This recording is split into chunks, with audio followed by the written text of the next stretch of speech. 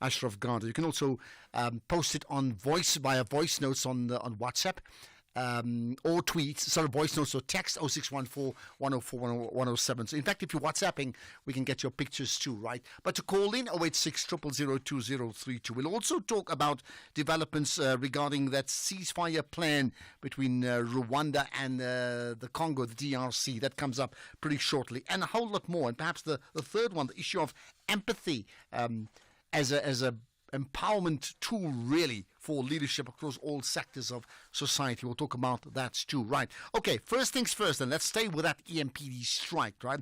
So let me give you some context. The Ekurhuleni Metro Police officers, and I need to say this clear so you understand it, the police officers themselves had embarked on a protest, as opposed to them effectively overseeing a protest. They embarked on a protest which caused traffic on the R21 towards the OR Tambo International Airport, as well as the R24 routes along the Albertina Sisulu Freeway, to be at a complete standstill.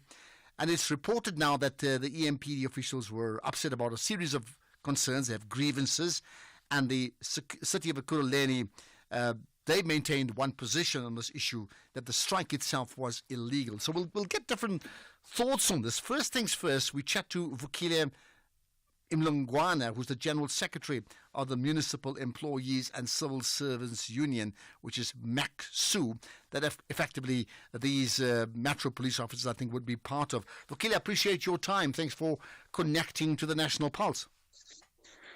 Thank you, Ashraf. Good afternoon to you and listeners at home and at work. Okay, can you confirm that the strike itself, for the strike or protest, was an illegal strike? Firstly, I would like to say the action was not a strike per se, but it was a march organized by officers themselves to the head office to hand over the memorandum of their grievances, if I may put it that way.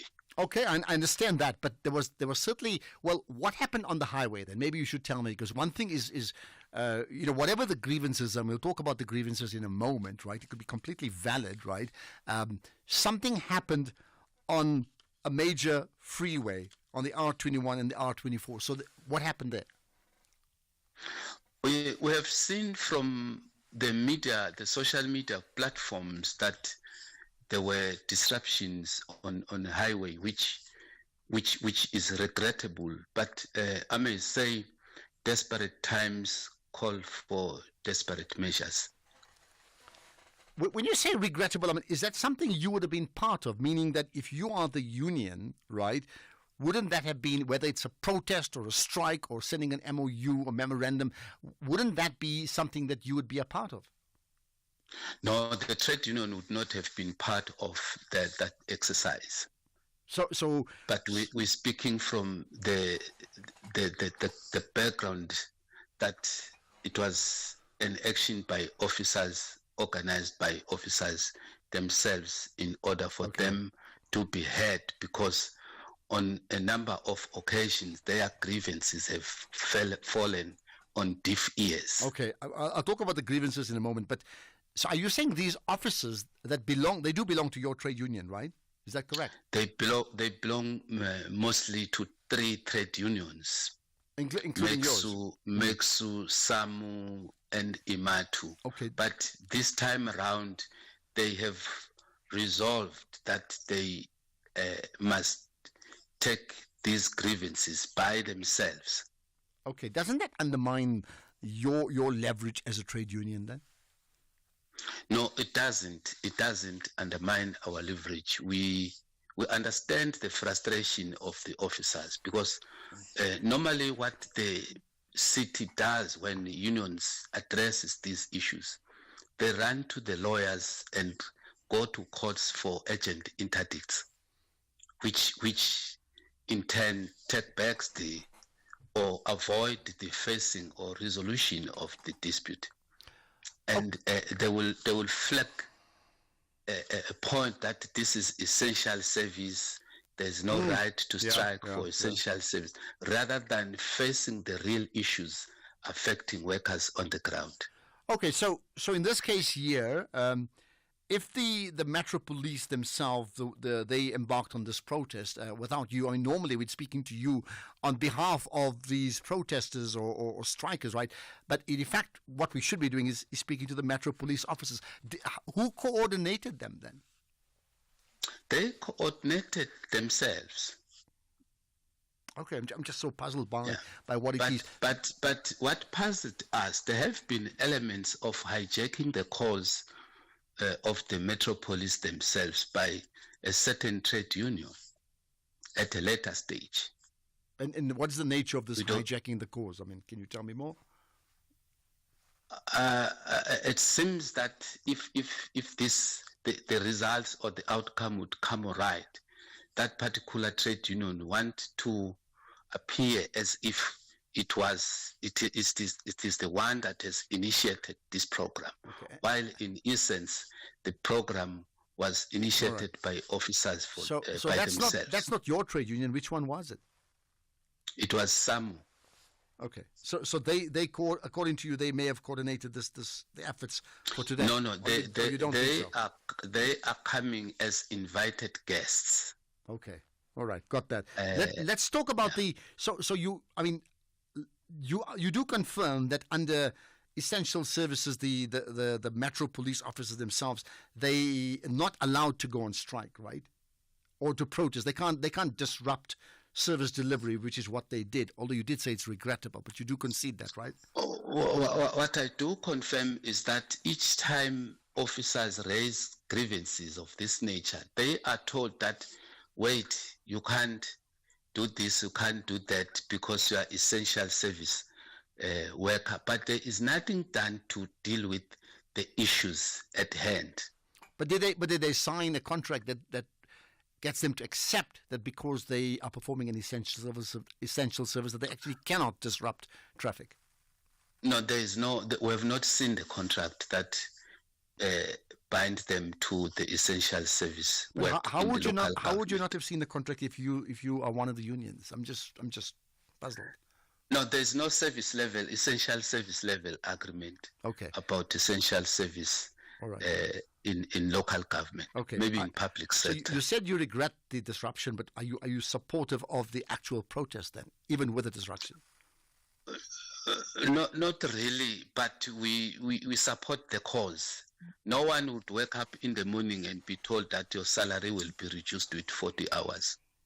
It has never been heard. All right, let's talk about the grievances. So, I mean, there are quite a few, but maybe there may be 3 or 4 major grievances. What are they? What has been brought or shared with us is that the sudden reduction of overtime has impacted on the livelihood of the officers.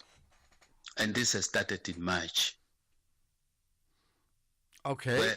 Whereas this 40 hours or more benefit accrued to the officers for more than 20 years. So are they now suddenly, without consultation, it is now reduced for no plausible reason. But I mean, overtime is overtime, isn't it? It's not a right, is it? Well, in the case of essential service, there must not be interruption over the weekend. It must continue to be rendered, and on weekends, it is rendered based on that overtime.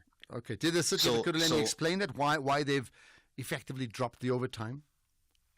I beg your pardon? Have they explained why have they dropped the overtime? I'm talking about the city of Ekurhuleni. There's no proper explanation before dropping the overtime. What we have had is an attempt to explain, but after the decision has been taken, which is wrong. Okay. There must be an explanation must be provided before a decision is taken, so that those that are affected by the decision can participate. Okay. Would that be the major grievance? And how do you think that can be resolved then? This has to be resolved as a matter of urgency by adjusting the budget, because there was budget allocation. In fact, there's budget allocation every year prior to the beginning of the financial year. And I have no doubt, we have no doubt as a trade union, MECSU, that this too was budgeted for. But what surprises us. Where is this budget now? Okay. Where has it All right. gone to? What Yes. what are the other grievances, very quickly? We have been told that the other grievance relate to the advancement of the Metro Police officers. You find that majority of them have been in the system for more than 20 years, so to speak, but they're not promoted to the ranks, and you find new officers coming with 3-4 years experience. They're in the higher ranks in the hierarchy. Okay, that's the other one. Is there? How do you? I mean, what do you feel about the disruption to traffic and therefore, I mean, the loss of man hours or human hours, and then maybe perhaps even people missing flights to other cities? Well, I don't want to sound like an employer. I'm standing for trade union members.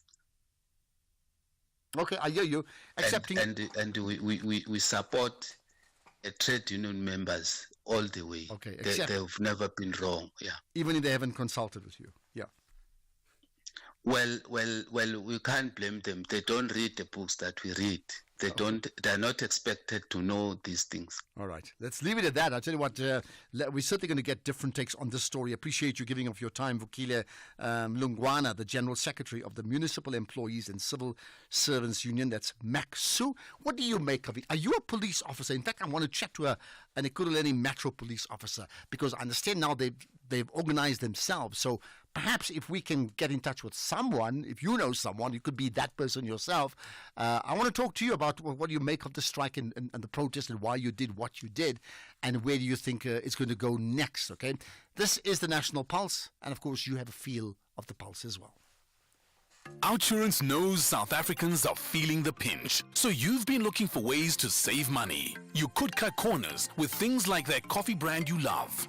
Or you could go the easy way, where you could save money on your car insurance. SMS out to 30754. That's out to 30754.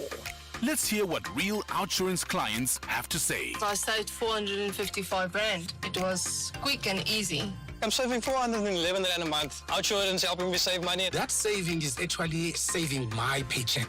Leave all the insurances and come to Outsurance. It was fast, easy, and he gave me the best quote. My savings is 644 rand. Come join Outsurance and save some money. Make today the day you switch and save. And SMS out to 30754. That's out to 30754. With Outsurance, you always get something out. A licensed insurer and FSP. T's and C's online. This is a story of Vodacom's impact. Having the psychosocial support team has benefited us a lot. You're now able to refer to a specialist. We can accredit that to Vodacom. This is why we do it. We've deployed psychosocial professionals specializing in GBV and bullying across 30 schools of excellence and ECD centers, helping over 30,000 learners. That's why we're the #1 CSI contributor for 8 years running. See more at now.vodacom.coza. Further together, Vodacom. Honey, what are you doing? I'm stretching for tonight. I thought you're not dancing at bachelorette parties anymore. Baby, we need the money to put Johnny through matric, mos. And what's the police uniform for? The clients feel safer when I wear it. No, man, just sell your bucky to We Buy Cars. They give the best prices and they pay you within minutes. Okay, but can I just go and dance one more time, please? You know how much I love it. No, the buyer's already on his way here. Wow, okay. Strapped for cash? Just sell your vehicle to We Buy Cars. The easiest way to sell your car by far. Jazz lovers, the wait is over. Africa's grandest gathering returns on the 25th to the 26th of April at the Cape Town International Convention Center. Experience 2 nights of soul-stirring jazz, electrifying collaborations, and over 30 world-class artists across 4 iconic stages. Don't miss this unforgettable musical experience. Get your tickets now at ticketmaster.co.za. Brought to you by Independent Media, proud media partner of the Cape Town International Jazz Festival.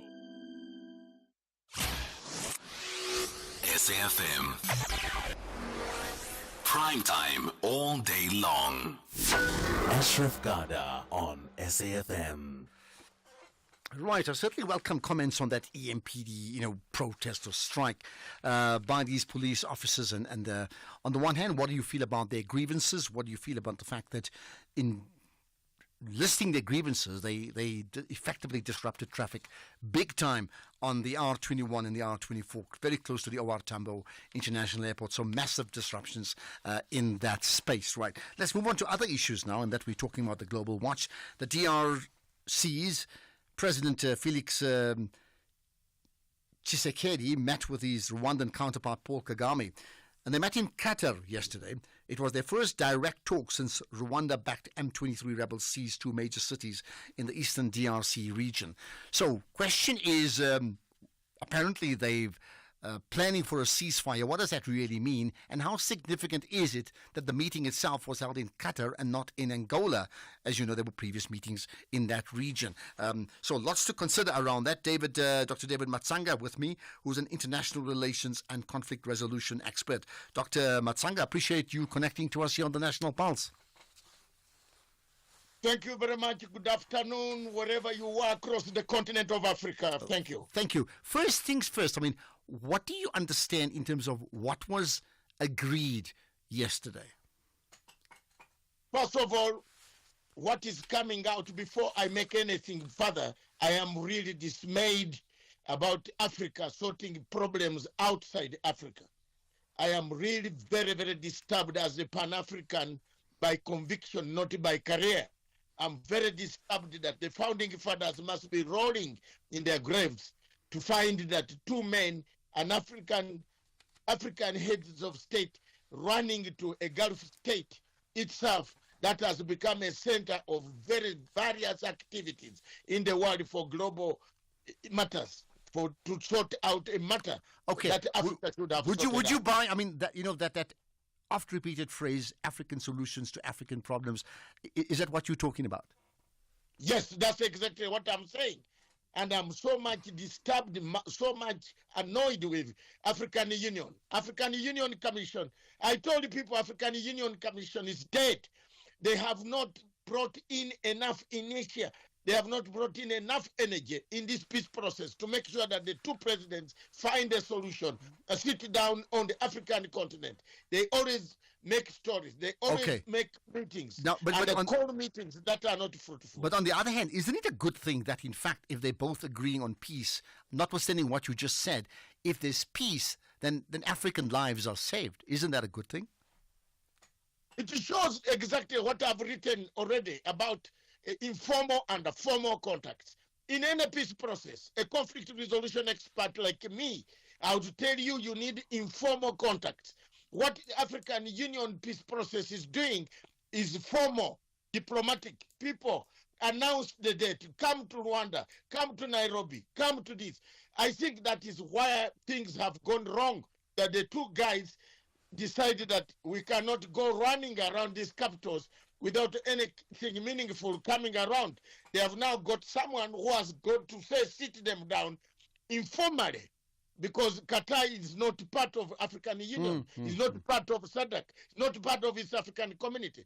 It is part of the global money-hungry people. Okay, I hear that. For the minerals of that great country. All right, point is made, right? Let's just go back to what has been agreed upon. So both, the leader of Rwanda and the leader of the DRC they've called for a ceasefire. What is your understanding by that? Is it a call for a ceasefire or an agreement to a ceasefire?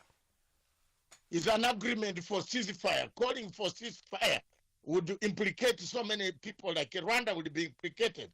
Who are they to call ceasefire? Rwanda says it has no troops in Congo. How are you calling ceasefire? Do you have authority over the rebels? No, Rwanda has said it doesn't have. So how can they call ceasefire? The only people who can call ceasefire are M23 and the government of DRC Congo.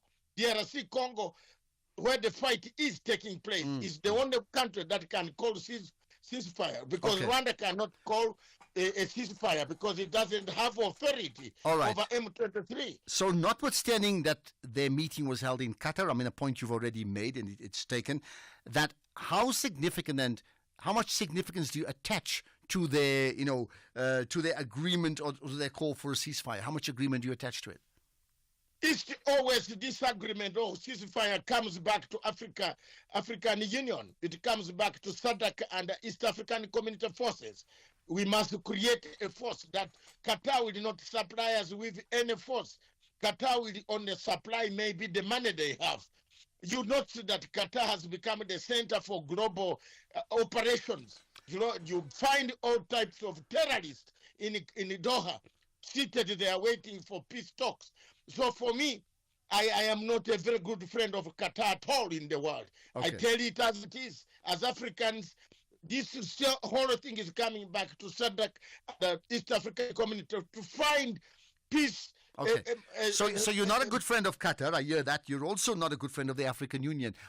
Just very quickly before we wrap up, what would you like the African Union to do? I want an active African Union. I want an active African Union Commission. They should come out and lay down the ground. You cannot have Qatar having a peace agreement, then come back to direct you that we shall give you money to look for troops. It is African Union that is going to safeguard the peace once there is a truce, once there is a ceasefire. It is not Qatar. All right. So for me... And lastly, yes, the M23 rebels, I mean, they were not part of that conversation yesterday. They pulled out of other peace talks, I believe, the day before. How significant is that? I was aware that they were going. I got a call at night. They were going to pull out anyway. It is not properly arranged. You have to say that. You can't have a peace process which is formally diplomatic. You must have a peace process that has got what we call informal contacts. There must be people who know the rebels. There must be people who know Tshisekedi. There must be people who know Kagame. That is how a peace process is done informally. But what is being done by SADC and the East African community cannot operate, cannot work. Well, what you're talking about is talks before talks, right? Or talks about talks. Dr. David Matsanga, as always, appreciate your input on this issue, and I'm expecting people to respond to it. I want you to respond to that. The DRC, the Rwanda, the role of the African Union, or the absence thereof, and the specific role of Qatar, as Dr. David Matsanga says. What do you make of all of that? Let's get the news headlines. Here's Ondela Mbana. Thank you, Ashraf. In the news headlines, the Office of the Auditor General says the bulk of material irregularities by 4 municipalities that failed to submit their annual financial statements on time was caused by the flouting of procurement processes and goods not received. The Jocelyn Smith kidnapping and human trafficking trial has been postponed until tomorrow after the state's main witness, Laurentia Lombard, broke down on the stand. And the South African Chamber of Commerce in the USA says nearly 70,000 people have expressed interest in relocating to the United States. A full update follows at the top of the hour. SAFM, guiding you through the rush hour traffic. Good afternoon. Starting off in Gauteng. The M2 westbound in Crown has delays towards Main Reef Road. The M1 northbound in Houghton Estate has a crash before 11th Avenue, and Grayston Drive in Sandton has a crash between Linden Street and Daisy Street. In KZN, the N3 eastbound in Pietermaritzburg, queuing at Market Road. On the N2, protest action north of Pongola at Rosendal, so expect delays, and Umgeni Road westbound, slow moving through Springfield Park. In Cape Town, the N1 outbound has a stationary vehicle that's on Plattekloof Hill. The M3 southbound is slow moving towards Rhodes Drive, and Victoria Road is slow moving through Camps Bay. With your traffic update, I'm Irma G. This is SAFM Sports with Tuming Kapele. Right, our very own Minister of Sports, pretty busy. She's got an eye on the Blitzbokke, right, to me? I do. A very good afternoon to you, Ashraf, and our listeners. Let's start things off with rugby. Well, the Blitzboks have made 3 changes to their side from the Vancouver squad that will play in Hong Kong next weekend. Gino Cupido will make his debut for the Springbok Sevens, while Devald Human and Zane Davids were named in the squad that has been hit by injuries and also on a rotation schedule. The trio replace Ronald Brown, who suffered an injury in Vancouver and has been ruled out. David Brits, who played in all 4 tournaments thus far, is given a break, and Sebastian Job is still out for 2 matches due to a red card offence in Vancouver. Then moving on to football, Cameroon will be looking to take one step closer towards booking their spot in the 2026 World Cup when they visit the Mbombela Stadium to face off against Eswatini today. The Indomitable Lions currently top Group D of the qualifiers, while Eswatini is yet to get themselves up and running after 4 games. So a win here would definitely do them the world of good. Still staying with football, Polokwane City coach Puti Mohavi has joined the calls for video assistant referee to be introduced in top flight football in South Africa. This is after Rise and Shine's 2-0 loss to Chippa United in the Betway Premiership this past weekend, and Mohavi says that the authorities in the game should prioritize making the match officials professional first. When you perform and certain incidents that makes you to lose your job happens. I hate it when somebody tries to inflict pain in my heart. I hate it.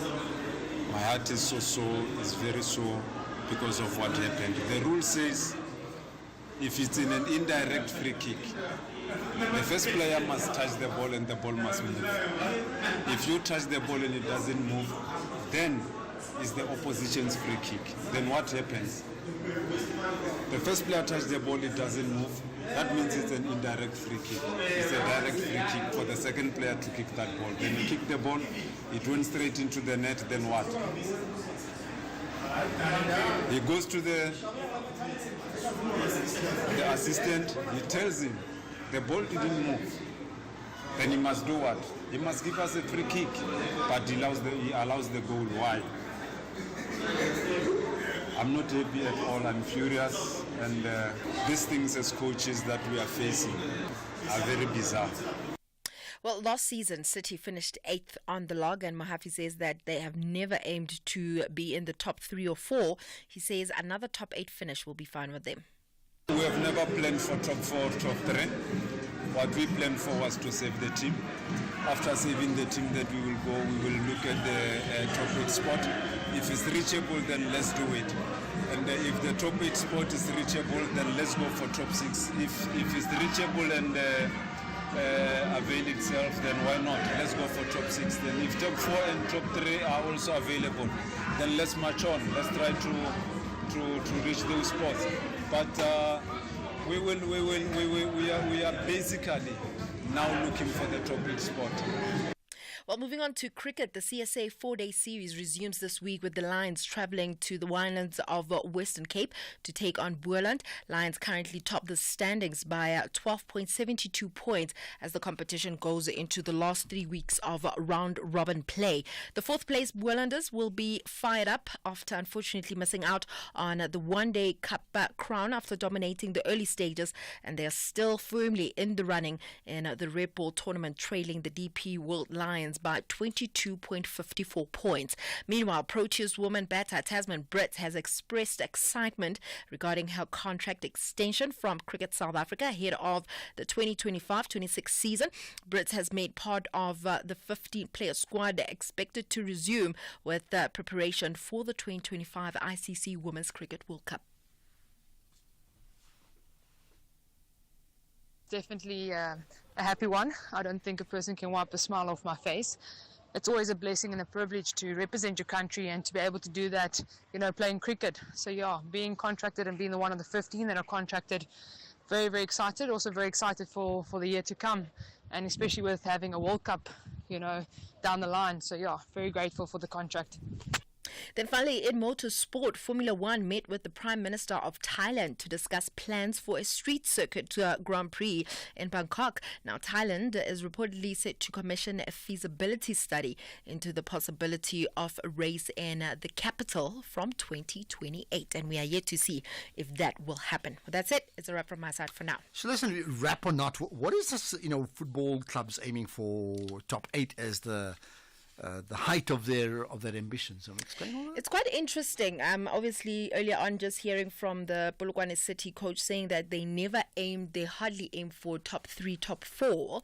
However, they want to finish in the top 8. And I always try to understand the thinking behind it, because it reminds me of this past weekend, TS Galaxy coach on the women's side. He was saying, so they finished 3rd in the Hollywood Bet Super League, and he was saying they're aiming for 2nd, which I found very interesting, because I would expect them to say we're going to try and challenge for the title. Were they like 20 points behind the leaders or what? No, not even. It wasn't that much of a gap. However, he said something interesting. He was like, when you look at a club like Liverpool, they always aim to get more points than they did in the previous season. So they'll say they finished on 65. Next season, they want to go up to 70, and they go on like that, and which is step by step. Whether they win the league along the way, it will be up to I don't know if that's right. I think no matter what clubs do before, there's always like 3 segments: elite clubs, mid clubs, and then strugglers. Strugglers, their only ambition is to stay alive. Mid-tablers hope to top 8 or Champions League or whatever it is, and the elite 4 or 5 clubs in any league, like in South Africa, it'll be Kaizer Chiefs, Mamelodi Sundowns, Orlando Pirates, who, for them, the ambition is to win the title, right? I think for them, even if they struggled the previous year, it's not about more points. It's like they want to win the title. Like Man United for now, their only ambition is to finish the season. That's it. And make sure that they still remain in the league. They survive, Anyway, Well, with that said, it is a wrap from my side for now. I'll have more in the next hour. Masandawana ladies want to emphasize that they are the conquerors of women's football Mzansi. However, University of the Western Cape ladies are confident they will walk away with a pass mark called victory. This is the Hollywood Bet Super League, the meeting of powerhouses. Mamelodi Sundowns ladies versus UWC ladies on Saturday 22 March at 2:30 p.m. live on SABC1. Also available at your fingertips on SABC Plus. Proudly brought to you by SABC Sport. For the love of the game. Join us for the first ever Radio 2000 Annual Family Day in partnership with SABC2 on Saturday 22 March at the Fat Olive, Pelindaba Road, Lanseria, Johannesburg. Enjoy go-karts, 5-a-side soccer, pedal boats, and more. Explore the arts and crafts market and treat your taste buds at our food stalls. And a kid zone will keep the little ones entertained. Gates open at 10 a.m. and tickets start from just 100 Rand at ticketpro.co.za. Follow us on Radio 2000_ZA. Radio 2000. Our music, your memories. Do great solutions start with good conversation? SAFM, leading the conversations that move us. You're listening to the National Pulse. Right, I'll pick out some of your WhatsApps and certainly your calls in about 5 or 8 minutes' time, so look out for that, right? In the meantime, 5 rands can't buy your pie and a cold drink anymore. That's long gone. You know that, right? But Outsurance is still committed to saving you big bucks on your car insurance. Now, get a quote, and if Outsurance can't beat your car insurance premium, then ask them for 500 rands in cash. Also, make that 1,500 rands if you've been claim-free and with the same insurer for 3 years. So get monthly savings on your car insurance or cash in your pocket. SMS out to 30754. That's out to 30754. With Outsurance, you always get something out. A licensed insurer, NFSP. T's and C's online. Ashraf Garda on SAFM.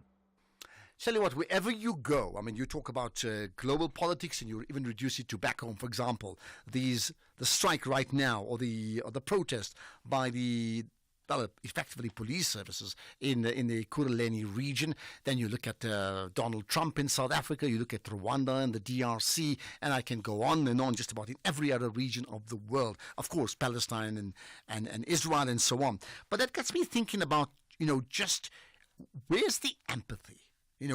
There's a sense of empathy missing, and I understand that each, it could even be in a workplace, people trying to position themselves to be the people who are right, but in their pursuit of justice, empathy appears to be missing. So let's talk about, the power of empathy and how we can use empathy as a leadership tool, right? So with me is Mimi Ninklin, who's South African-born, founder of Empathy Everywhere. She's also multi-award winning and international best-selling author of Softening the Edge and Empathy at Work. And Mimi is based in Malaysia, but I think speaking to us today from Colombo in Sri Lanka. Mimi, appreciate your time and thanks for connecting to us here on the National Pulse. Hello, Ashraf. It's a pleasure to be here. Thank you very much for having me. Much appreciated. So you've got this big responsibility, based upon my intro, not to go into the nuts and bolts of current affairs issues, but to just give us a sense of, do you get a sense that, by and large, empathy is largely missing in all sectors of society, just about everywhere in the world? Absolutely, Ashraf. And it's not just my sense or my opinion there. It is backed by data. So we have now 3 decades, so 30 years of declining empathy levels at a rate of up to 50%, which is a horrifying statistic when you really understand what empathy is, which is a pro-social evolutionary skill set. So it's a skill set, as you touched on in your intro there, that helps us survive as human race, and therefore when it's low you begin to see the segregations that you have touched on. So absolutely we are in a deficit, and it's there's never been a time when we needed to fill those gaps more than now. So 3 decades of decline, that's hugely worrisome.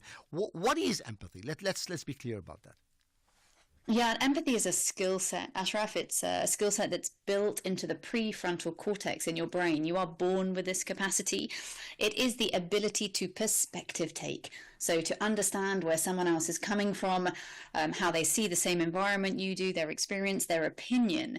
There is nothing soft about empathy. So for anyone listening in, empathy is not an emotion. It is not the same as sympathy. This is a hard skill set that enables you to connect with other people. So when people often say empathy means you care, and therefore you're saying a soft skill, when people care too much, they're almost a bit that's really sloppy, and that's not the way it should be, because you lose out when you care too much. You're saying that's not what we're talking about. That's absolutely not what we're talking about. It is a very common misconception. People think that to be empathetic is to feel or care for people, which is, of course, actually compassion, or it can be sympathy, which are phenomenally powerful emotions. But what we are talking about is a skill set that is used by the likes of the FBI in things like hostage negotiations. You'll find use in war zones, right, in peacemaking. This is a skill set in terms of your ability to understand other people, to connect with them, to build relationships, to build trust. And what we know from an organizational point of view is that organizations that have empathetic leadership see up to 23% higher profits. So this is really a foundational hard skill, hard to find and hard to maintain, but it has very many hard business results. So when an organization, and yes, I mean, you're right, an organization could be a business of 100 people, or it actually could be an entire country led by a president. When they have these empathetic skills, how does that manifest? How does that play out? So fundamentally, you're going to find empathy based in listening, right? If the backbone to empathy is curiosity, wanting to understand others, to see their perspective, to understand their point of view, then the process of getting there is through listening. So what I tend to teach is something called listening-led leadership. And what we're teaching organizations all around the world, including here in SA, is how to listen better to each other, to your customers, to your clients, to your teams, and how that leads to fundamentally an improvement in all business indicators, from performance, output, operationalization, but all the way to things like innovation, creativity, and growth. So it is a skill set that organizations can use to build their businesses. Okay, interesting. You've used the word skill set probably about 7 times in the few minutes we've been talking, which does, would not apologize, which does tell me that a skill set is something that can be acquired, isn't it? Absolutely, yes. This, like any, as you say, like any skill, really, the more you practice it, the more permanent it becomes. So in fact, I've just finished my 3rd book, but in my first book, the last 3 words are practice creates permanence. Because with any skill, the more you practice it, the better you become. Empathy is no different. For those people who feel they're not very empathetic, this is something you can learn, it's something you can teach, and it's something you can train. What about those that, they're not empathetic and they have no desire to be empathetic because they just don't get what you're saying? Oh, there's many people like that, Ashraf, around the world, and that's partly why I get up every day to do this work and to fly around the world to help overcome those gaps. There are many gaps, there are many areas of misconception, but the business results, the impact on communication, relationships, and even our longevity. So my new work is really focusing on how this empathy, belonging, connection actually helps you live longer. So people that are chronically lonely, who are disconnected from others, die 8 years earlier statistically. So not only is this good for your business and your relationships, but it might just save your life. And is there a difference between, individual empathy and group empathy? And I look at it, because many people congregate around groups, whether it's their favorite football club or whether it's a country or a race group, and we often tend to do that anyway. So is there a difference in terms of how that plays out? Look, from an evolutionary point of view, we feel safer in groups that are similar to us. That's why we have so many issues with segregation around our world. It is actually from a neurological sort of reality point of view. You are trying to stay alive. That's what the brain is telling you. So yes, it is easier actually to empathize in groups, and it's easier to empathize with groups that you have shared experience with, because of course that makes that imagination, that power of stepping into someone else's world easier for you. But from an individual point of view, there's, I guess, two forms of this. There's something called self-empathy, which is your ability to understand yourself, right? To really know what you need to thrive, to be, to grow, to choose in your career or your life. But there's also that one-on-one empathy, which is fundamentally about being in a room or a conversation with someone where you're able to listen to them without judgment and without agreement, in search of understanding. Okay. So lastly, just quick answer. You mentioned from the outset there's this declining trend of empathy over the last 30 years, right? So why would that be the case, considering there's so much more awareness about empathy and personal development in the world today? It's actually a very recent evolution. If I think back just to my own sort of journey in the space, when I started this work in 2018, which was only, 6 years ago or so, the awareness around this was extremely low. When I wrote my first book, I was absolutely alone in this conversation. Now, that has changed. As you said, there is now more awareness, but there is far more confusion than there is alignment. So we're seeing that empathy decline due to many things, politics, social change, urbanization, all kinds of things. In some cities in the world, up to 48% of those cities are living in single-person households. So there's many parts that's pulling us apart. But as you mentioned, the momentum is rising, Ashraf. People are filling the gaps. And there has never been a time when we need that empathy more than right now. Okay, and a one-line response, just one line, for people listening who are catching on to what you're saying, and they see the lack of empathy as a big challenge. What's the one thing they should do ASAP? Quick answer. The one thing they should do ASAP is hone their listening skills, because it will probably change your life. Okay, that's where we're going to leave it. It'll probably change your life. Mimi, appreciate your time. Lots to consider based on that conversation with Mimi Nicklin. Whether it is a CCMA referral, problems with a mechanic, or unfair blacklisting, Clientele legal plans are affordable, and you receive up to 670,000 rands worth of legal services per year. We cover civil, criminal, and labor-related matters. Our legal team will be your support 24 hours a day. SMS SAFM to 32195. That's SAFM to 32195. Clientele General is an authorized FSP and a licensed non-life insurer. T's and C's online. Standard rates apply. Get a true AI business partner from Vodacom Business when you get the Samsung Galaxy S25 Ultra on a Red Business 1.7 gig contract for 1,599 Rand per month over 24 months. Enhance your deal. Add 349 Rand extra per month over 24 months and get the Samsung Galaxy Watch Ultra. Available in-store and online. T's and C's apply. Further together. Vodacom Business. Right, the MEC for Finance in the Eastern Cape Province, that's Mlungisi Mvoko, will on the 25th of March be presenting the 2025-26 budget for the provincial or at the provincial legislature. That's in Bishu at 10 a.m. Now, this comes at a time where government is committed to growing the economy of the province, creating jobs and improving the lives of the poor. So follow them on social media, the various pages on Facebook, the MEC Mlungisi and the Eastern Cape Provincial Treasury on the X platform at EC Treasury, and on LinkedIn, that's MEC Mlungisi Mvoko. You've got all of that. Call us on 086 000 2032. Right, let's get a feel for your pulse and what you're thinking. And I want to put it out to you, if you are one of the people who actually were striking or protesting today, I'd really like to get your story. I'm talking about part of that EMPD strike in the Ekurhuleni region. Well, Matlakala in Davidton, let's get your thoughts. What's your point? Yeah, no, good afternoon, Ashraf. No, the strike affected me a lot because I spent a lot of petrol trying to dodge the traffic. So what I want to say is that, Ashraf, I think these metro police officers, the municipality must deal with them because this is just a lack of discipline, especially when it comes to the law enforcers.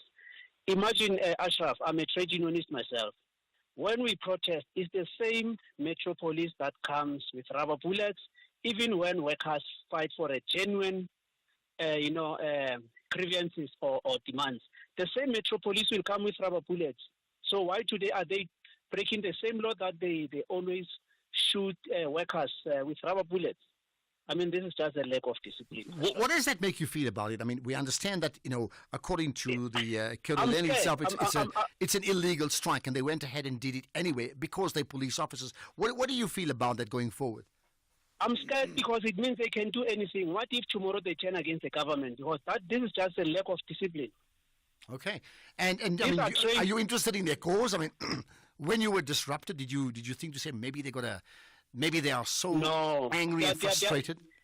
They are not special amongst all the workers because I'm dealing with a lot of workers. Some companies, they will, because of they are no longer making profit, they will, implement short payment, they will, retrench. Why are they so special? Okay, got that. Why are they so special? Thanks for that call, Matlakala. Further, particularly if you were one of those people who were involved in the strike, well, I want to know because let's learn from you, isn't it? Right, let's get further comment. Good afternoon, Ashraf. How are you, my brother? Tell me something. I want to know. I have seen these guys protesting, these guys from EMPD this morning, and they have disturbing the traffic big time. I don't want to lie to you, and it was very bad. Tell me, whose money is going to be paying for the fuel? I've seen thousands of their cars, vehicles from EMPD, all of them, they were out on the road. Who is paying for that fuel? Is it going to be the taxpayers' money? Is it going to be on the budget of the municipal, or is it going to be those who were protesting? I just want to know that. I think you're not going to get an answer. I mean, who pays for the a generator or the extra candles you get and something else you do when there's load shedding? I mean, seriously, or when your food gets all wasted because your lights are off for 24 hours. I mean, seriously, you could take the case to court, but is that going to really happen? Good afternoon, Ashraf, Emmanuel Mtole in Durban. And South Africa is a banana republic because even the army, the SNDF can go on strike, can go on the public road and disrupt traffic because of protesting. So now we see the Metro Police also doing the same. I think in South Africa there is no thing essential. Thank you. Okay. In fact, what's a banana republic? I think I know, but what do you make when you describe it as, or a country as a banana republic? What do you make of it? Good afternoon, Ashraf. It doesn't matter who brings peace in our continent.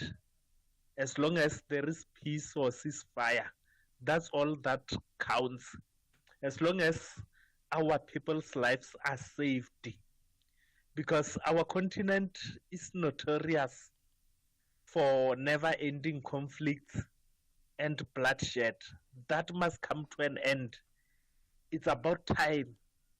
Africa must rise. Rise, Africa.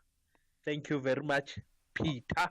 From Letswata. Thanks for that, Peter. Well, I'll tell you what, I mean, you raise an interesting point. It's something I put to the expert that I spoke to earlier, Dr. David Matsanga. Yes, he made the point about Qatar and maybe they're unfair, but honestly, they don't make the deal. The two countries make the deal. Does it really matter where it's going to be if they save lives? I mean, seriously. Ashraf Itar is here in Cape Town. No, you see, Kagame went there in Qatar because Kagame knows that he represents the M23. You wouldn't go there if he had nothing to do with M23.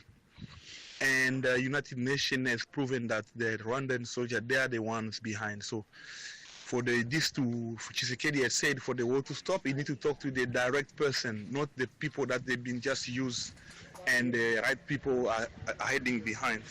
So that's what's happened. In fact, the mayor of Cape Town, by the way, okay, your point about Rwanda is interesting. I mean, you're right. Why would they be there if they have no interest in the issue, isn't it? So the mayor of Cape Town, Jordan Hill Lewis, has tweeted saying, in Cape Town, every one of these officers would be fired, and the unions would attack us for doing so. He was reacting to the video of the EMPD officers blocking the highways here in the Ekurhuleni region in the Gauteng East Rand. Okay, that's another thought on that issue. Here's more. Ashraf Itaris here in Cape Town. No, you see, Kagame went there in Qatar because Kagame knows that he represents the M23. He wouldn't go there if he had nothing to do with M23. And United Nations has proven that the Rwandan soldiers, they are the ones behind. So for Tshisekedi has said, for the war to stop, you need to talk to the direct person, not the people that they've been just used and the right people are hiding behind. So that's what's happened. Okay, point made. Let's get another one.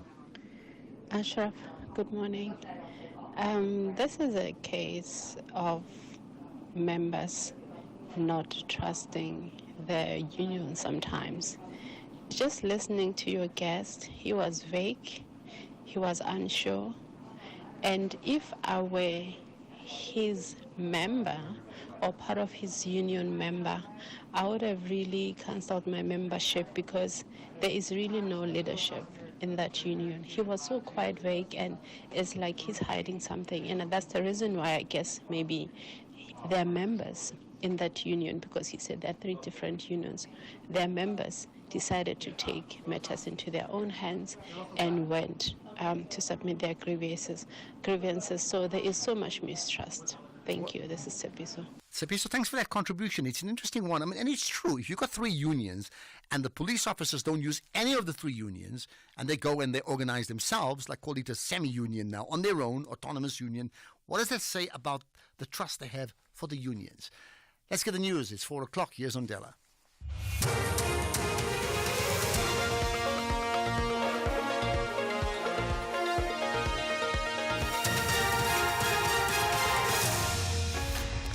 Thank you, Ashraf. In the top stories, AG issues material irregularities on some municipalities and Jocelyn kidnapping trial postponed. For SAFM News, I am Ondela and a very good afternoon. The Office of the Auditor General says the bulk of material irregularities by 4 municipalities that failed to submit their annual financial statements on time was caused by the flouting of procurement processes and goods not received. The AG's office was updating SCOPA on the municipalities that failed to meet the deadline of submitting annual financial statements. Head of the National Audit from the AG's office, Bongingoma, elaborates. Lastly, on the common trends that we note, Chairperson, of key importance is in many of these local municipalities, there's issues around compliance to SCM laws. Many of them have got this problem, where they are not complying with their own principles, where they are not complying with the principles, of course, that are located in the 5 pillars of SCM, principles of fairness, principles of ensuring that there's competitiveness and that there's value for money for what has been procured.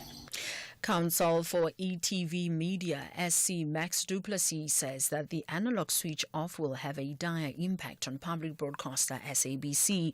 Du Plessis was responding to submissions made by advocate Kennedy Tsatsawane, who represented the Minister of Communications and Digital Technology in the Pretoria High Court today. This is as the Department of Communications and Digital Technologies has accused ETV Media of litigating for commercial interests and not for those who will be affected by the switch off. The case relates to the analog switch off scheduled to take place by the end of the month, which applicants in the matter sought to halt. Du Plessis elaborates. What we've got is the situation where, by virtue of what I've read to you from the SABC's affidavit, we know what the impact is. It's calamitous. It will be that consequence for the national broadcaster. And ETV is entitled to be concerned about that. And it says to you that it is also concerned about the indigent. It's allowed to be concerned about the indigent. All of us are. So, my Lord, that's the commercial point. The Jocelyn Smith kidnapping and human trafficking trial has been postponed until tomorrow after the state's main witness, Laurentia Lombard, broke down on the stand. Lombard started taking strain as she was being cross-examined by one of the accused, Chakwina Polis's lawyer, Fanny Hamse. He has been attempting to discredit her as an unreliable witness. Lombard turned state witness after previously appearing in the dock alongside Apollos, Stavino van Rijn and Kelly Smith while on trial in the Western Cape High Court sitting in Saldanha Bay. High Court Judge Nathan Erasmus also questioned Lombard on several inaccuracies while she was on the stand. In the last almost 3/4 of an hour on the same point.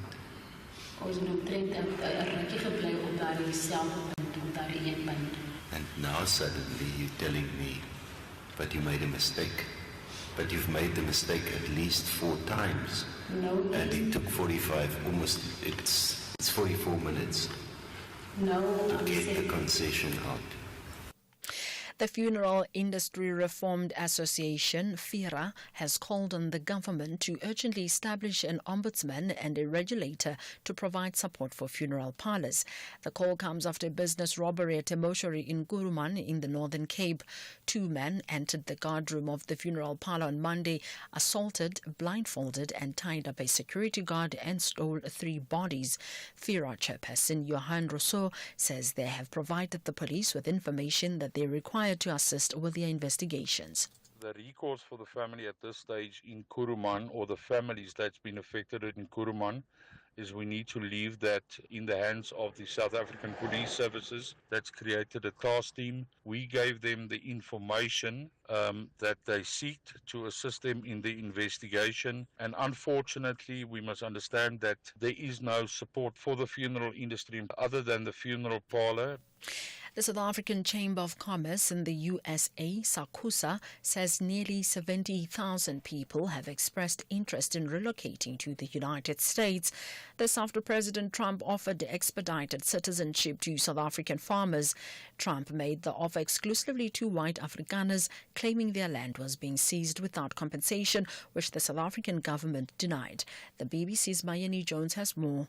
This is the first time we're getting a sense of the level of interest following President Trump's offer to resettle South African farmers to the US. SACUSA says it doesn't know the professions of those interested, so it's unclear if any of them would qualify for resettlement. But the group, which claims to represent the interests of South African businesses in America, says it set up an information registration platform on its website following Mr. Trump's executive order. By March 14th, it says 67,042 South Africans had registered on the site. Recapping the top story, the Office of the Auditor General says the bulk of material irregularities by 4 municipalities that failed to submit their annual financial statements on time was caused by the flouting of procurement processes and goods not received. I am Ondelambana for SAFM News Headlines at 4:30. In sports this hour, Bafana expecting tough challenge against Lesotho and IPL gearing up for 18th edition. More details at 4:30. SAFM, guiding you through the rush hour traffic. Good afternoon. Starting off in Gauteng, the M1 southbound slow moving towards Boyson, Grayston Drive in Sandton as a crash before Linden Street and Daisy Street, and Lindale Road eastbound in Klokop has delays towards Keenoch Road. In KZN, on the N2 protest action north of Pongola at Rosendal, so expect delays. The N2 southbound has a stationary vehicle before Spaghetti Junction, and Old North Coast Road is closed just north of Columbine Place. In Cape Town, Muway is closed between Spine Road and Palmer due to protesting. The N1 outbound has a stationary vehicle on Plattekloof Hill, and Beach Road eastbound slow moving along Muizenberg beachfront. With your traffic update, I'm Irma G. Here, there, and everywhere. SAFM 105.6 FM in Palabora. Tshwane University of Technology ladies are chasing 3 points. But Copperbelt ladies have a different idea. They want to play great football for the duration of the match to walk away victors. This is the Hollywood Bet Super League. Catch Mzansi Queens of the beautiful game.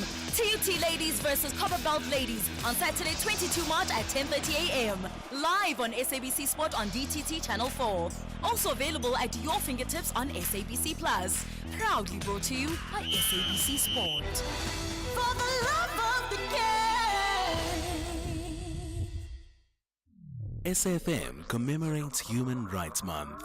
We are all responsible for the protection of our rights. SAFM, leading the conversation. The National Pulse with Ashraf Garda on SAFM. You're listening to the National Pulse, weekdays 3 to 6 p.m. So I understand, based upon the conversations we've been having regarding the EMPD strike, right, that from an OR Tambo point of view, that's the airport, there were no disruptions. Contrary to what people may have thought or assumed, that there were no disruptions there in terms of flights. I mean, that's great because many felt many will actually miss flights considering the absolute standstill it was in the proximity to OR Tambo International Airport. That's one thing, right? The other is this point that we brought up earlier on.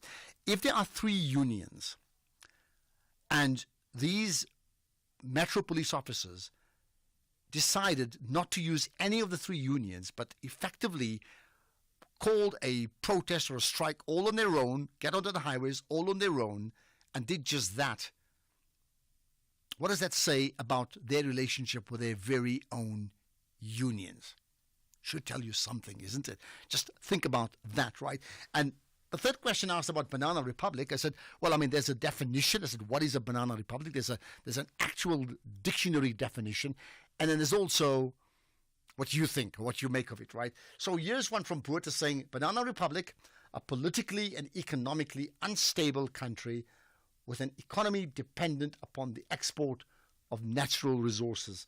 From Boerta in Tabazimbi. I tell you what, with that definition, I could think about probably many countries in the world who may qualify as banana republics. Okay, but let's get on to another issue back home, and it's an issue that has certainly struck a chord for many of us emotionally, right? And that's the issue of, the disappearance of Jocelyn Smith, right? So Kelly Smith, her boyfriend, that's Jacqueline Apollos, they call him Buta, and Stefano van Rijn, they all face charges of human trafficking and kidnapping, right? Now, earlier this week, we heard about it. Kelly's sister was a police constable. That's Michaela Daniels took the stand. But there's been an update on that today. So let's connect with Sagrin Chetty from the SABC News, who's a reporter there. Sagrin, good to connect with you on the National Pulse. Good afternoon to you and the listeners. Thank you. Okay, give us an update in terms of what's happened today. Well, the trial was actually postponed earlier today, quite early in fact, after the state's main witness, that's Laurentia Lombard, she broke down on the stand. Lombard showed signs of strain several times today as she was being cross-examined by one of the accused, Jacqueline Apollos' lawyer, Fani Haramsa. So he's been attempting to discredit her as an unreliable witness. So she took even more strain after being questioned by High Court Judge Nathan Erasmus. Erasmus told her that she made several mistakes, and he pointed that out to her, in a cross-examination by Haramsa. And he proceeded to point out exactly when and where she had done that. So she could not give him an answer as to why there were so many discrepancies. And she eventually broke down, leading to for Erasmus to call for a postponement. So the NPA says Lombard is actually being seen to by a doctor, and it's not clear yet at this stage whether she will get back onto the stand tomorrow. However, in the event that she cannot go back to the stand and being cross-examined, there is another witness, that's Colonel Morris, who will testify on videos on social media. So that is largely dependent on what the doctors say about Lombard, whether she will continue to be cross-examined tomorrow. Okay, so postponed, and we think it's tomorrow. We expect it to be tomorrow. Let's see what happens, right? What has been the mood in the court all week? Because, I mean, first of all, just the uniqueness of the case. And, of course, then you have, one sister giving a story that effectively confirms what many would have believed regarding the other sister and human trafficking about their own daughter. Well, I can tell you that the mood is... there's so many things going on right now. I think in the case of Laurentia Lombard, the public is feeling sorry for her right now, especially in light of what's been happening with her, her breaking down on the stand. And obviously there are other feelings about the three accused right now. And it's not good, especially in light of the fact that Lombard testified that Kelly was paid 20,000 Rand, for Sangoma to take her child. So getting back to her cross-examination, I just want to say to you that both the attorneys that were questioning her tried to discredit her, and they suggested that, she was lying about Kelly being abusive towards Apollos, who was a boyfriend at the time, and that her allegations were not relevant to Jocelyn's disappearance. And a lot of the cross-examination dealt with the original statement that Lombard gave to police. The attorney wanted Lombard to explain why some details in her original statement does not correlate with her testimony in court. For instance, in court today, she said her children were with her when she visited Kelly's home on the Sunday morning before Jocelyn's disappearance. But in a statement, there was no mention of her children being with her at the time. And she made this mistake several times, with the Judge Erasmus calling her out on that. So, like I said, Lombard turned state witness after previously appearing in the dock alongside the three other accused. But for now, it's just a wait and see to see if Lombard will come back to court tomorrow. Okay. Is there anything else you'd like to add to that? No, not at this stage. Okay. Let's leave it at that, and let's see what happens in court tomorrow. Maybe. Sagri Chetty, SABC News reporter, covering the really sad Jocelyn Smith trial in the Cape, of course, right? Right. So further comments on that. What do you make of? You've been listening to, you can't pass judgment on the trial because, that will happen when they do. But just listening to the conversations around the trial and the different people involved and the possibilities of what happened on the allegations of, parents effectively selling off their child for money and a child to a Sangoma, so you can work out what may happen around that. What do you make of all of that? Would you like to add your own thoughts about that and maybe some of the big lessons to learn from that? And then further comments about the Banana Republic, absolutely, but also around the issue of Ekurhuleni and those JMPD police, rather not JMPD, EMPD officers effectively causing a major disruption. And as you heard from the caller we had earlier on to say, well, why would I trust them if they are the ones who should not go on strike or protest no matter what because of an essential service, and now they do just that? Why would I trust them for anything else? Is that how you see it, or do you actually pay attention to the grievances that has led them to the levels of frustration for them to go out and say, we have to make ourselves heard because we are not being heard? I'm Ashraf Garda. Welcome to the National Pulse. Stunks and Negati want to attack their visitors from the first whistle to the end. But the Dodos are confident they will toast to victory after the final whistle. Both nations are thirsty for maximum points. This is the FIFA World Cup 2026 African Qualifier. Experience the joy of African football. Eswatini versus Mauritius on Sunday, 23 March at 3 p.m. Live on SABC Sport on DTT Channel 4. Also available at your fingertips on SABC Plus. Proudly brought to you by SABC Sport. For the love of the game. Night Talk with Oliver Dixon. You and I have a country to build, difficult conversations to have, solutions to find, and stories to tell. Join me, Oliver Dixon, on Night Talk every Monday to Thursday from 10 p.m. to midnight.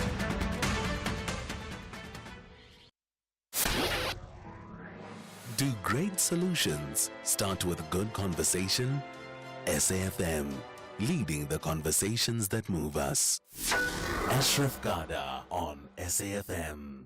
Right, let's talk about health issues. I'll tell you what, I was at a Brand SA event today, with nation building event that they have there, the Nation Brand, as well as a Proudly South Africa event yesterday, and the issues of healthcare and the response to what has happened in the USA regarding, the support for South Africa regarding HIV/AIDS and many other countries too, right?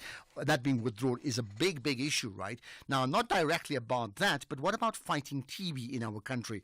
The Minister of Health, Dr. Aaron Motsoaledi, outlined the Health Department's essential strategies in the nation's battle against TB, right? So we picked out a few clips from the press conference or the briefing today that we think are really important. First of all, he made the point about TB versus other diseases. Let's listen in. This is one of the oldest diseases in the world. At least as far as we know, the oldest infectious disease in the world. Now, these are the facts. Take Ebola,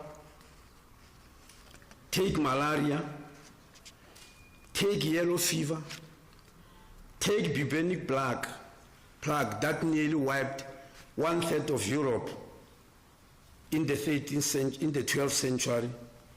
Take smallpox, take HIV and AIDS, take COVID-19, take influenza, take Mpox. All these I've mentioned, add them together, and I'm repeating. Take Ebola, take malaria, take yellow fever, take bubonic plague that nearly wiped off 1/3 of Europe in the 12th century, take smallpox that ended in 1980, take HIV and AIDS itself, take COVID-19, take influenza, take Mpox, add them all together. TB has killed more people than all of them. So TB has killed more people than all of them. That's a pointed statement from the Minister of Health, right? So how then has TB in particular affected mining communities in particular? Developed silicosis, easily developed TB. We've got people, young people, who stay in peri-mining communities next to where gold was mined. They are suffering TB and they never enjoyed any benefits of gold before. Now, I've addressed many unions, as Shanazi have said, about the people who have called from all over the region at some stage to talk about compensation for TB. I've addressed many unions, and believe you me, I'm going to say something that may be more painful to unions, but I've told them in quite a number of meetings. Whenever there are rock falls in the mines, the unions fight. And one of the reasons they push mining bosses is to stop mining accidents because they are painful, very painful. But I've told them this. Take all the rock falls that ever happened in South Africa over the ages since gold was discovered in 1886. Take all the rock falls. TB has killed more mine workers than those rock falls added together. Yes. But still, mining unions will fight more about those than fighting the bosses to make sure that they prevent TB in the mines, because it's preventable. And so, one of the conclusions we have reached, which I loved telling members of the Stop TB Partnership Board, is that this is because, unfortunately, TB is not a drama queen. TB is not a drama queen. Is that what he said? Right. Let's then talk about, so if TB is that significant in terms of the amounts of deaths, then what about the education around TB? Today, I'm sorry. We are teaching you about it today. Yeah. It is going to be launched officially. It is going to be launched officially by the Deputy President on the World TB Day on the 24th of March in KZN. Today, we're just trying to interest you to start reporting towards the launch and take over to help us to excite people about the launch. What we want to achieve in this launch, what are we trying? We are trying to test 5 million people for TB. We're trying to do that. For you to understand, on the 25th of February, we went to Chris Hani Baragwanath Hospital and Lillian Ngoyi Community Health Center in Soweto. We launched a program to look for 1.1 million people who we know are HIV positive but are not on ARVs. We know that. And that's why we have launched it, to look for them. Because remember, what's guiding us on HIV/AIDS is the issue of 95, 95, 95. That we have got to have 95% of the people who are HIV positive knowing their status. And out of those who are test positive, 95% of them must go on treatment. And out of those who are on treatment, 95% of them must be virally suppressed so that the virus is not transmitted anymore. At the moment, the transmission rate is 150,000 people per annum. We want that to stop. Now, we launched this 1.1 million campaign because we are not at 95. Those numbers, what did he say, 150,000 people annually, according to the minister. So if he also said that many, many people die because of TB, well, what about, those who are living? And overall, what impact does TB have on one's body? TB doesn't make that noise. And that's the problem that we are faced with. That's why I'm saying we are faced with a very difficult job here.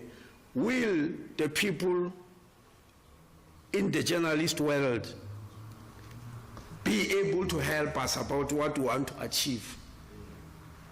Will we be able to excite them this time around? Now, there's another fact that is very, this is called TB. Professors here, I don't know whether you are going to agree with me, professors in this meeting and other experts. This is a very mysterious disease which has been there over the ages, but there are lots of things we can't explain about them. One of them is this. This disease is curable. It's not incurable. It's curable, but we've been able to handle incurable disease than TB. For instance, let's look at the issue of vaccine.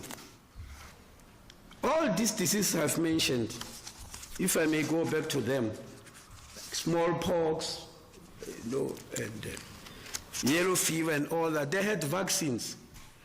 And that's why the World Organization was able to stand on a pedestal in 1980 and announce to the world that smallpox is over, after it had killed more than 300 million people. It got a vaccine. Let's come to TB, the biggest killer of all of them. We had a vaccine developed in 1921, the BCG, Bacillus calmette-guerin.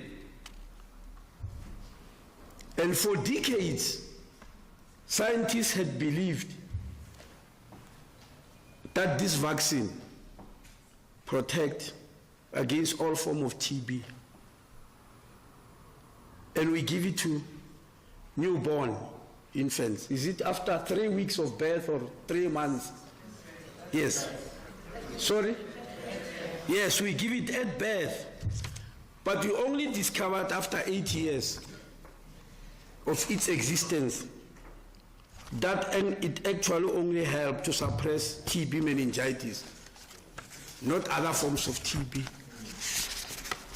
It took us 8 years to discover that.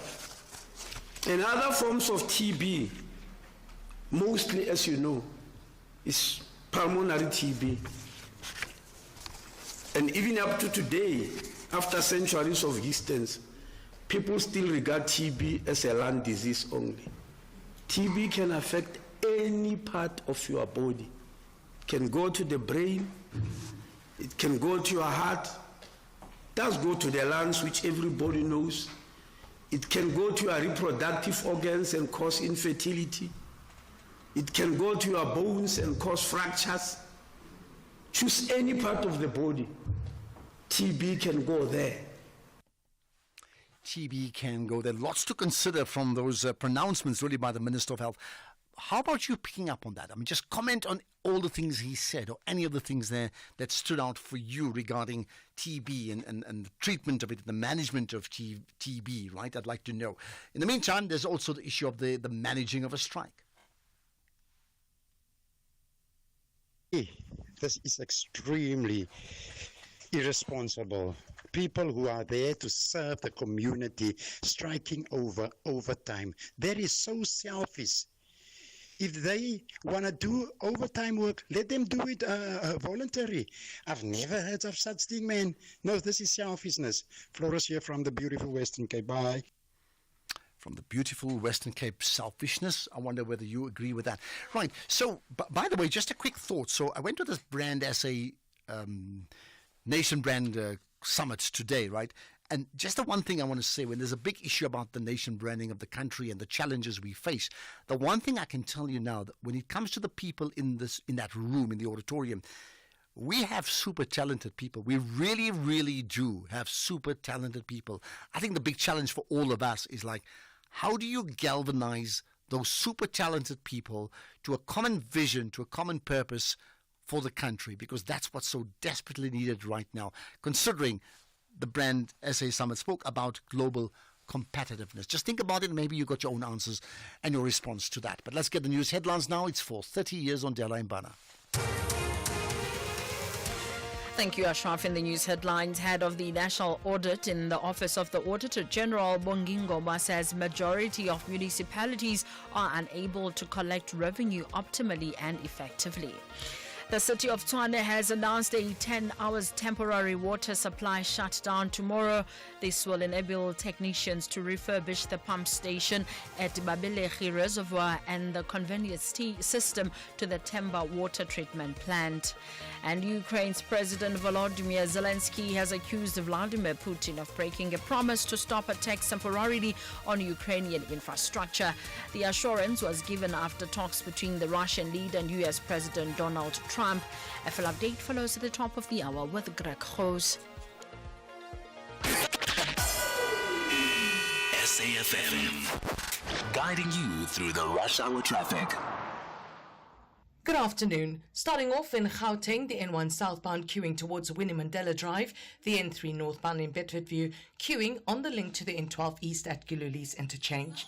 In KZN, on the N2 protest action north of Pongola at Rosendal, so expect delays, and the N3 westbound has a stationary track before Cliffdale. In Cape Town, Muway is closed between Steve Biko Street and Spine Road due to protesting, and the M3 southbound queuing towards Rhodes Drive. With your traffic update, I'm Irma G. This is SAFM Sports with Tuming Kapele.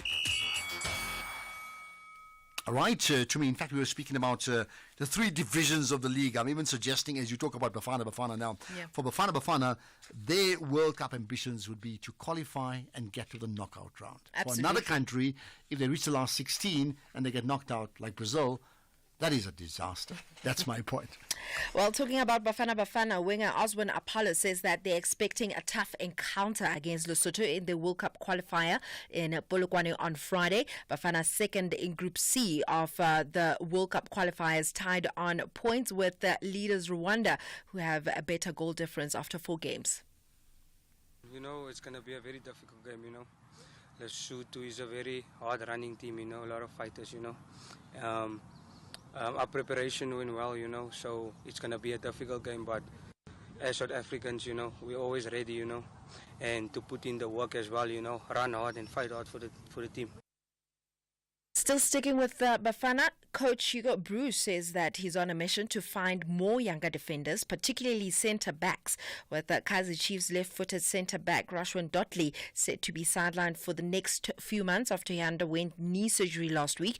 Bruce has some tough decisions to make in these next two qualifiers against Lesotho and Benin this week, and he says that with an ageing defence, he's forced to cast his net wide for younger defenders and plan for the future. Therefore, those two guys here, and also Andamane was also somebody, a young central defender. So, but yeah, when you don't have a passport, I can't call you up. So I thought for me a problem not to find them. They are there, but they have to be available, and that is the problem now for this moment. But we are strong enough with the defenders we have, so. For me, it's not a problem for the moment. Elsewhere, Arsenal's René Sleger says that the next step for women's football is to have better pitches. This is after Ghana's legend Ian Wright described Real Madrid's playing surface as a disgrace. Now, Wright made his feelings known during Arsenal's 2-0 Women's Champions League quarter-final first-leg defeat, and playing conditions at the home of Madrid's men's reserves deteriorated at a rapid rate, making free-flowing football difficult for both sides. Now, Wright's criticism on social media came after complaints from Chelsea players and pundits about the pitch for the Women's League Cup final at Derby County's Pride Park last Saturday. In cycling, two-time Tour de France winner Jonas Vingegaard has pulled out of next week's Tour of Catalonia following a crash in the Paris-Nice. Now, the Dane injured his hand in the fifth stage of the Paris-Nice, forcing him to abandon the race while he was running second overall. In cricket, the Indian Premier League is gearing up for the 18th edition, with the defending champions Kolkata Knight Riders hosting the Royal Challengers Bengaluru on Saturday. 10 teams will compete for the title as the world's top cricketers, with the likes of Indian star Virat Kohli, Australia's Pat Cummins and Josh Butler of England all joining their respective teams in India's searing heat.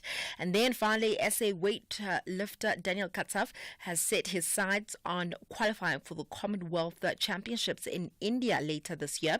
The 31-year-old will use the next few months to secure a spot in the Ahmedabad city for the tournament scheduled at the end of August. And Katsav is a former Gauteng champion who stepped away from competing, but now he's ready to pursue his dream again. There's still some goals in terms of, for me as a lifter, I've been trying to go to, there's a Commonwealth Champs, which will be in India in end of this year.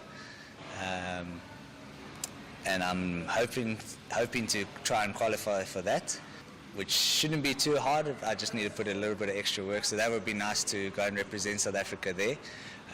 And then there's, at midway through next year, there's still Commonwealth Games, which will be great to go and compete at. I'm not too sure, but I think it might be in Birmingham.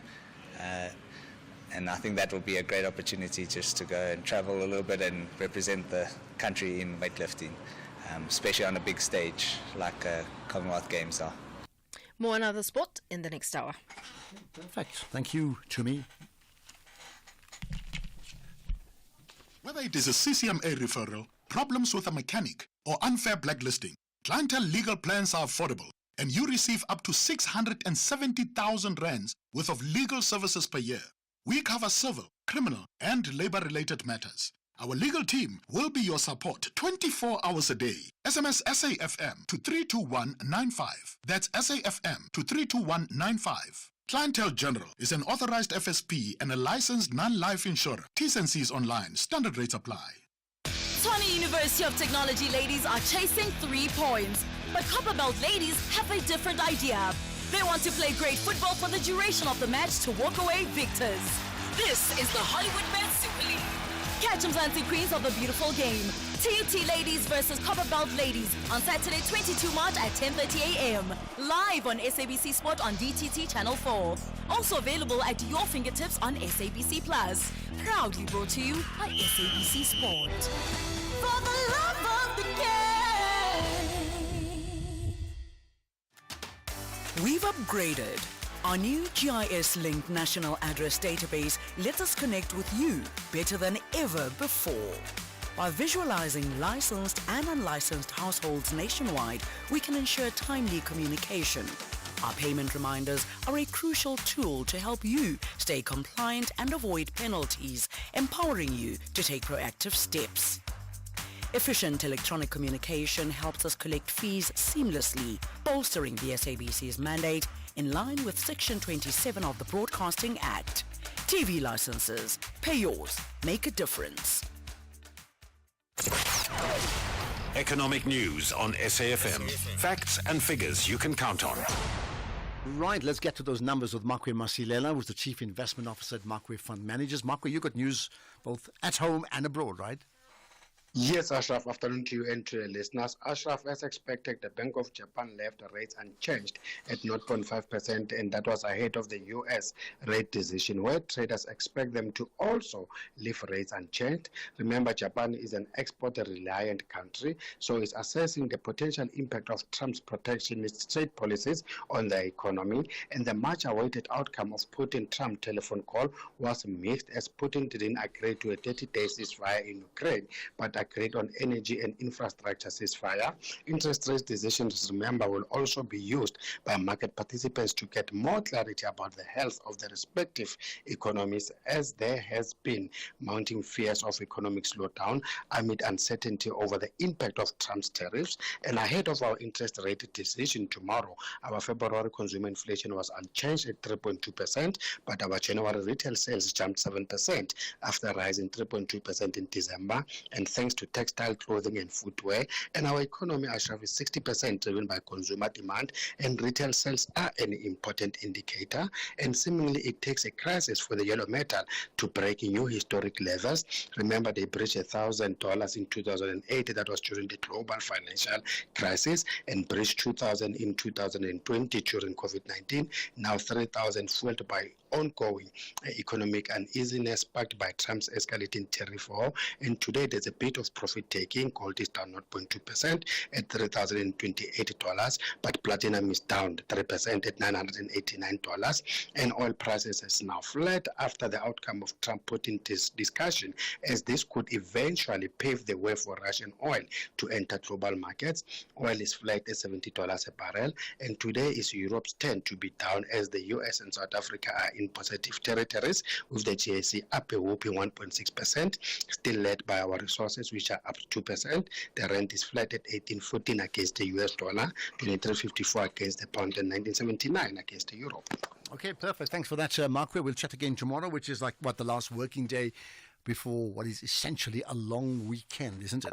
Thanks for that, Makwe. Right, we're going to get to your calls in a few minutes' time.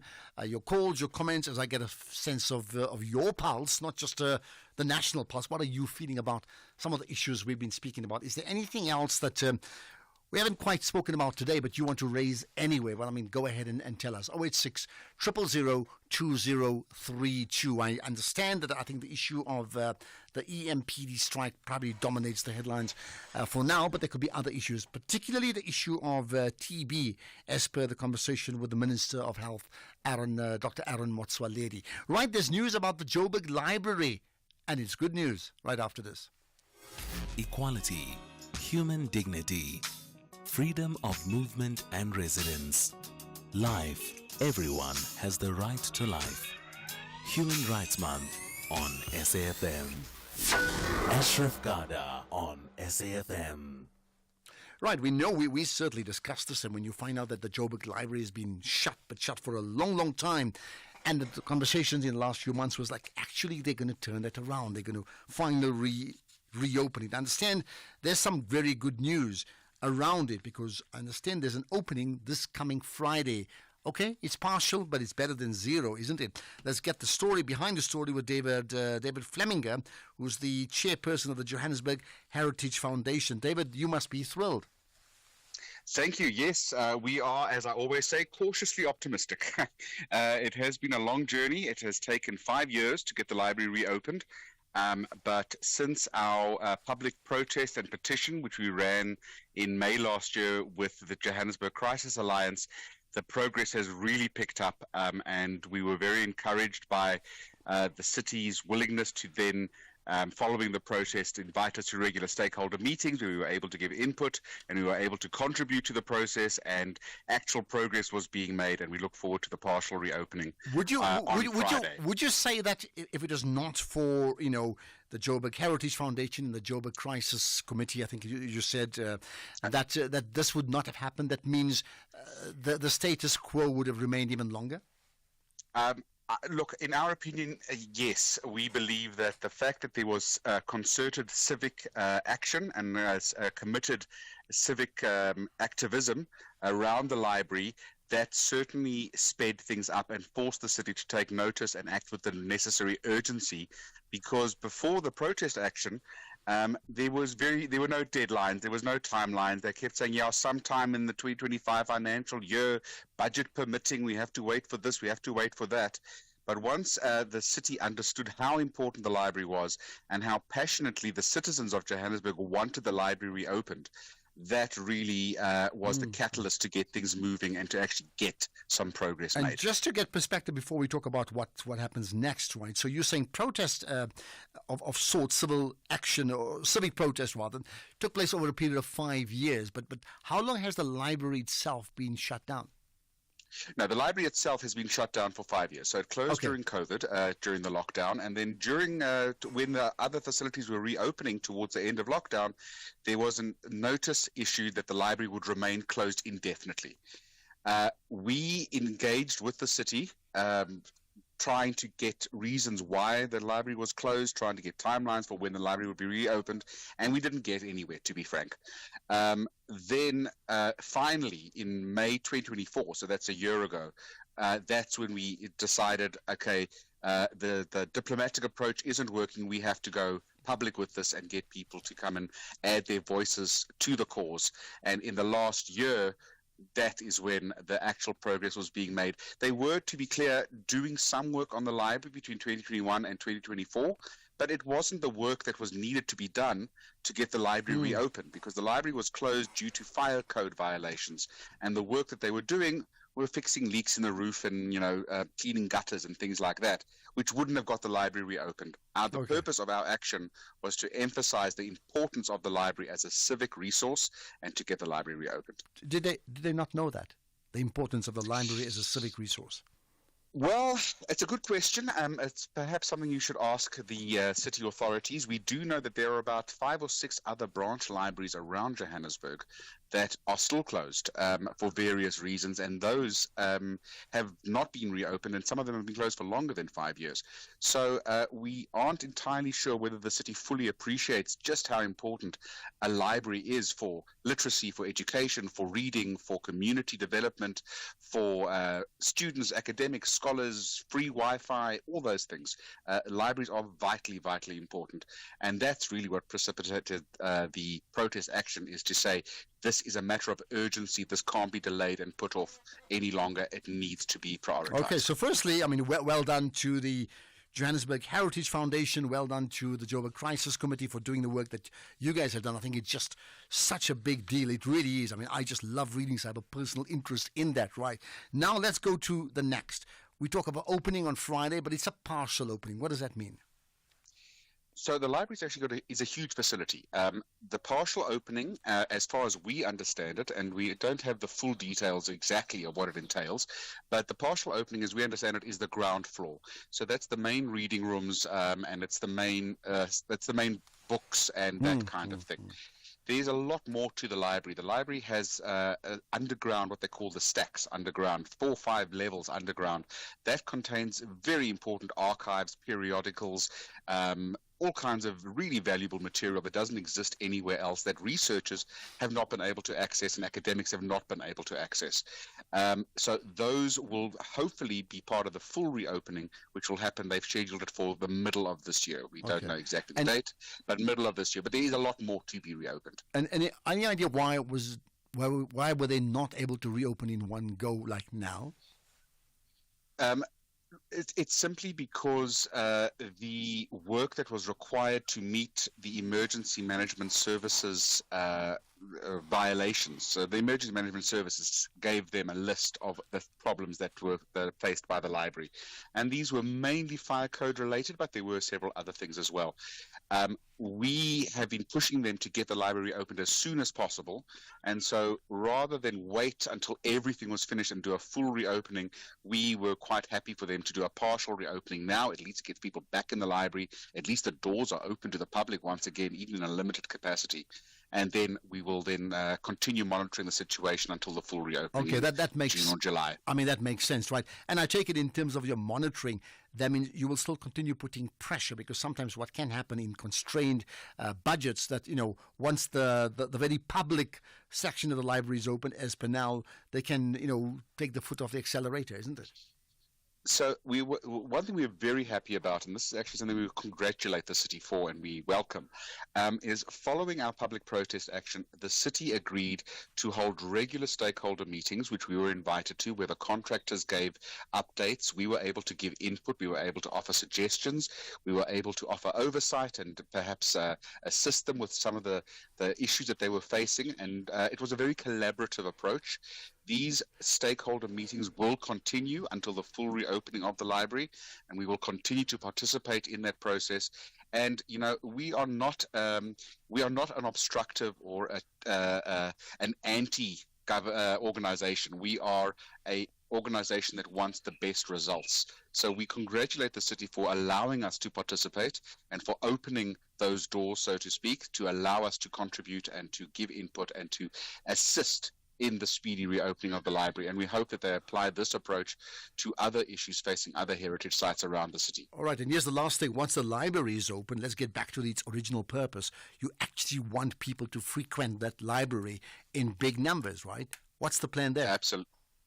Absolutely. Well, we've already got part of our protest action was we got a number of prominent authors to sign books, their books, which will be donated to the library. We will have an event to promote that once the library is reopened.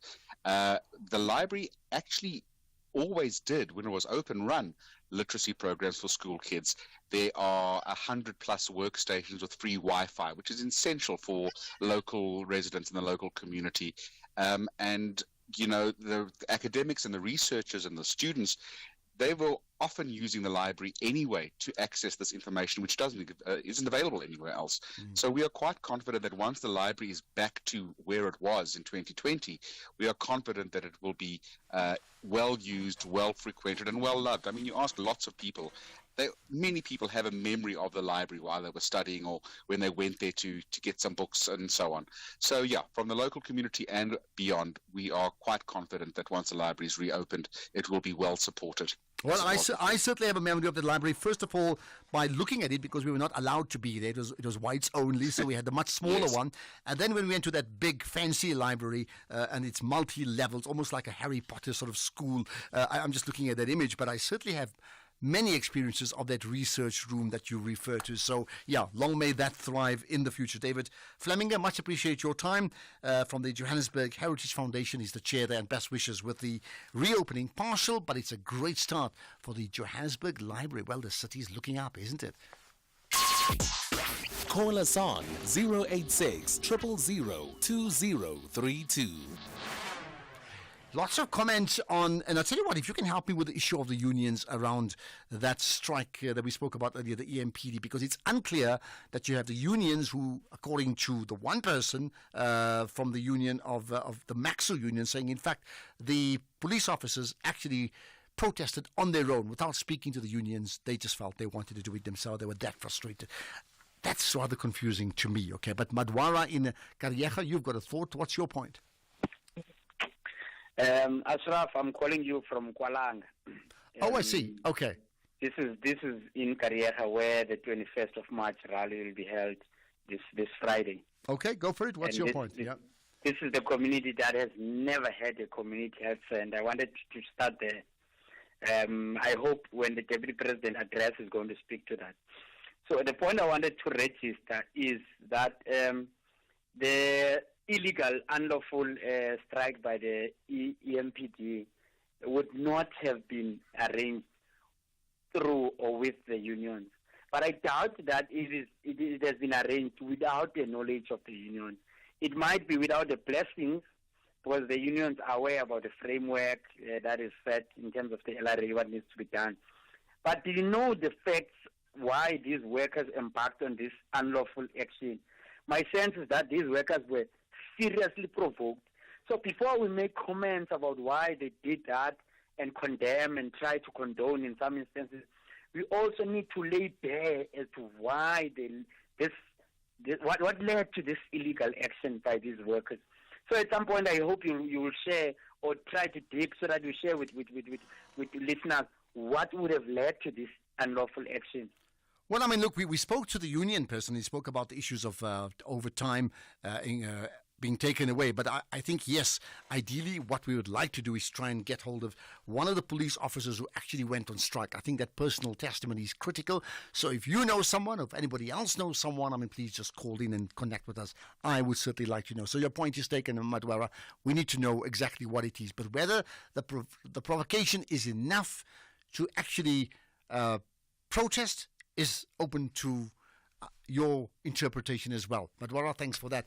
JCK, I'm thinking about JFK, by the way, because he's very much in the news, JFK. JCK, go for it.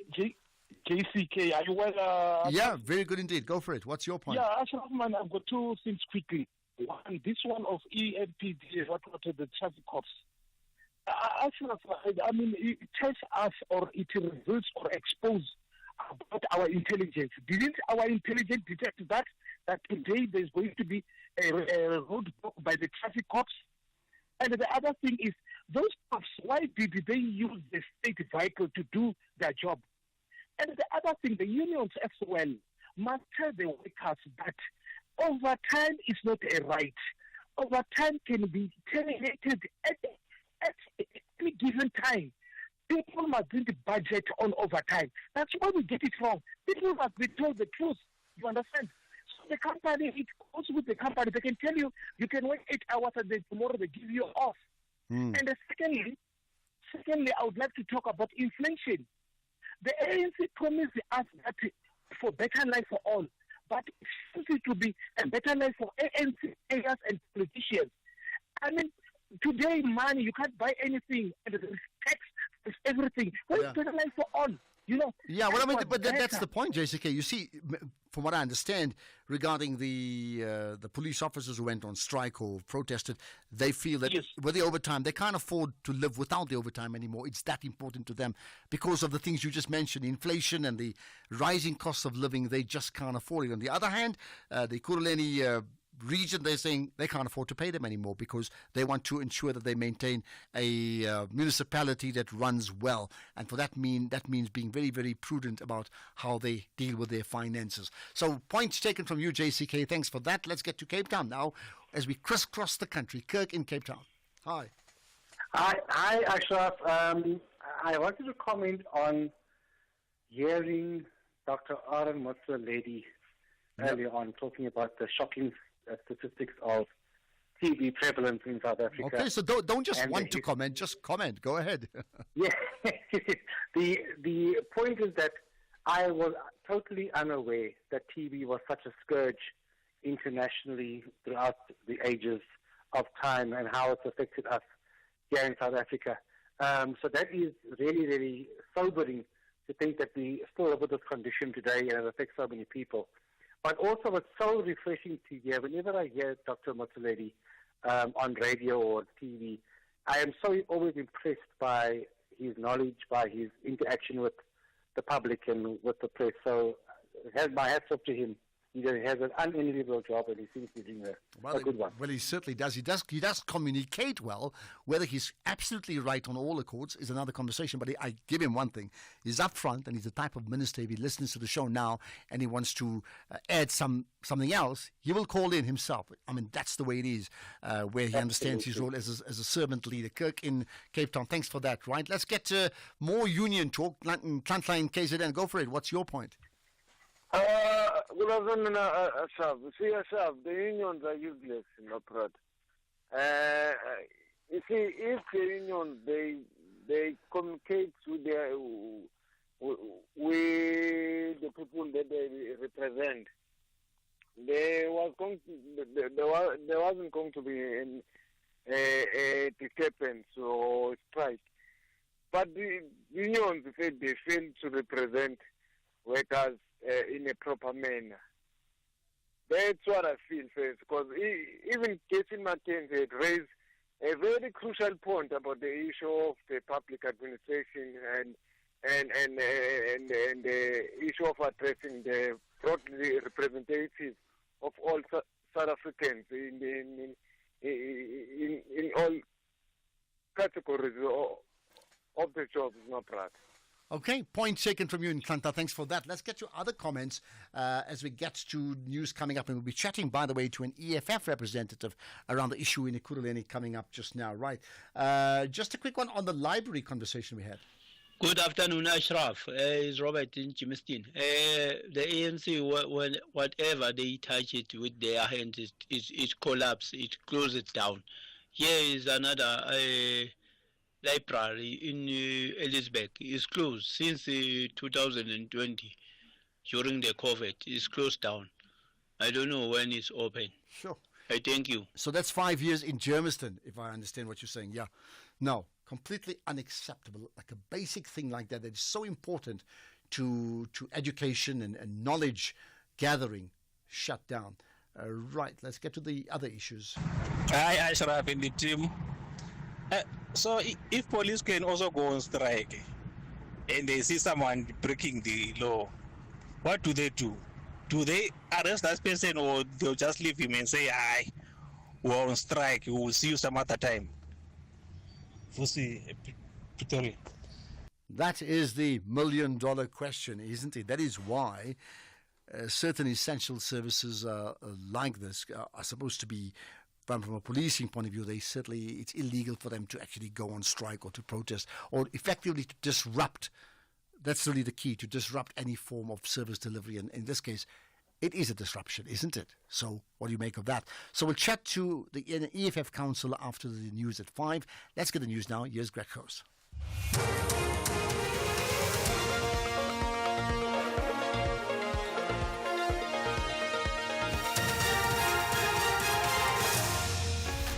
Thank you, Ashraf. Concern over collecting municipal revenue, and Zelensky slams Putin over infrastructure attacks.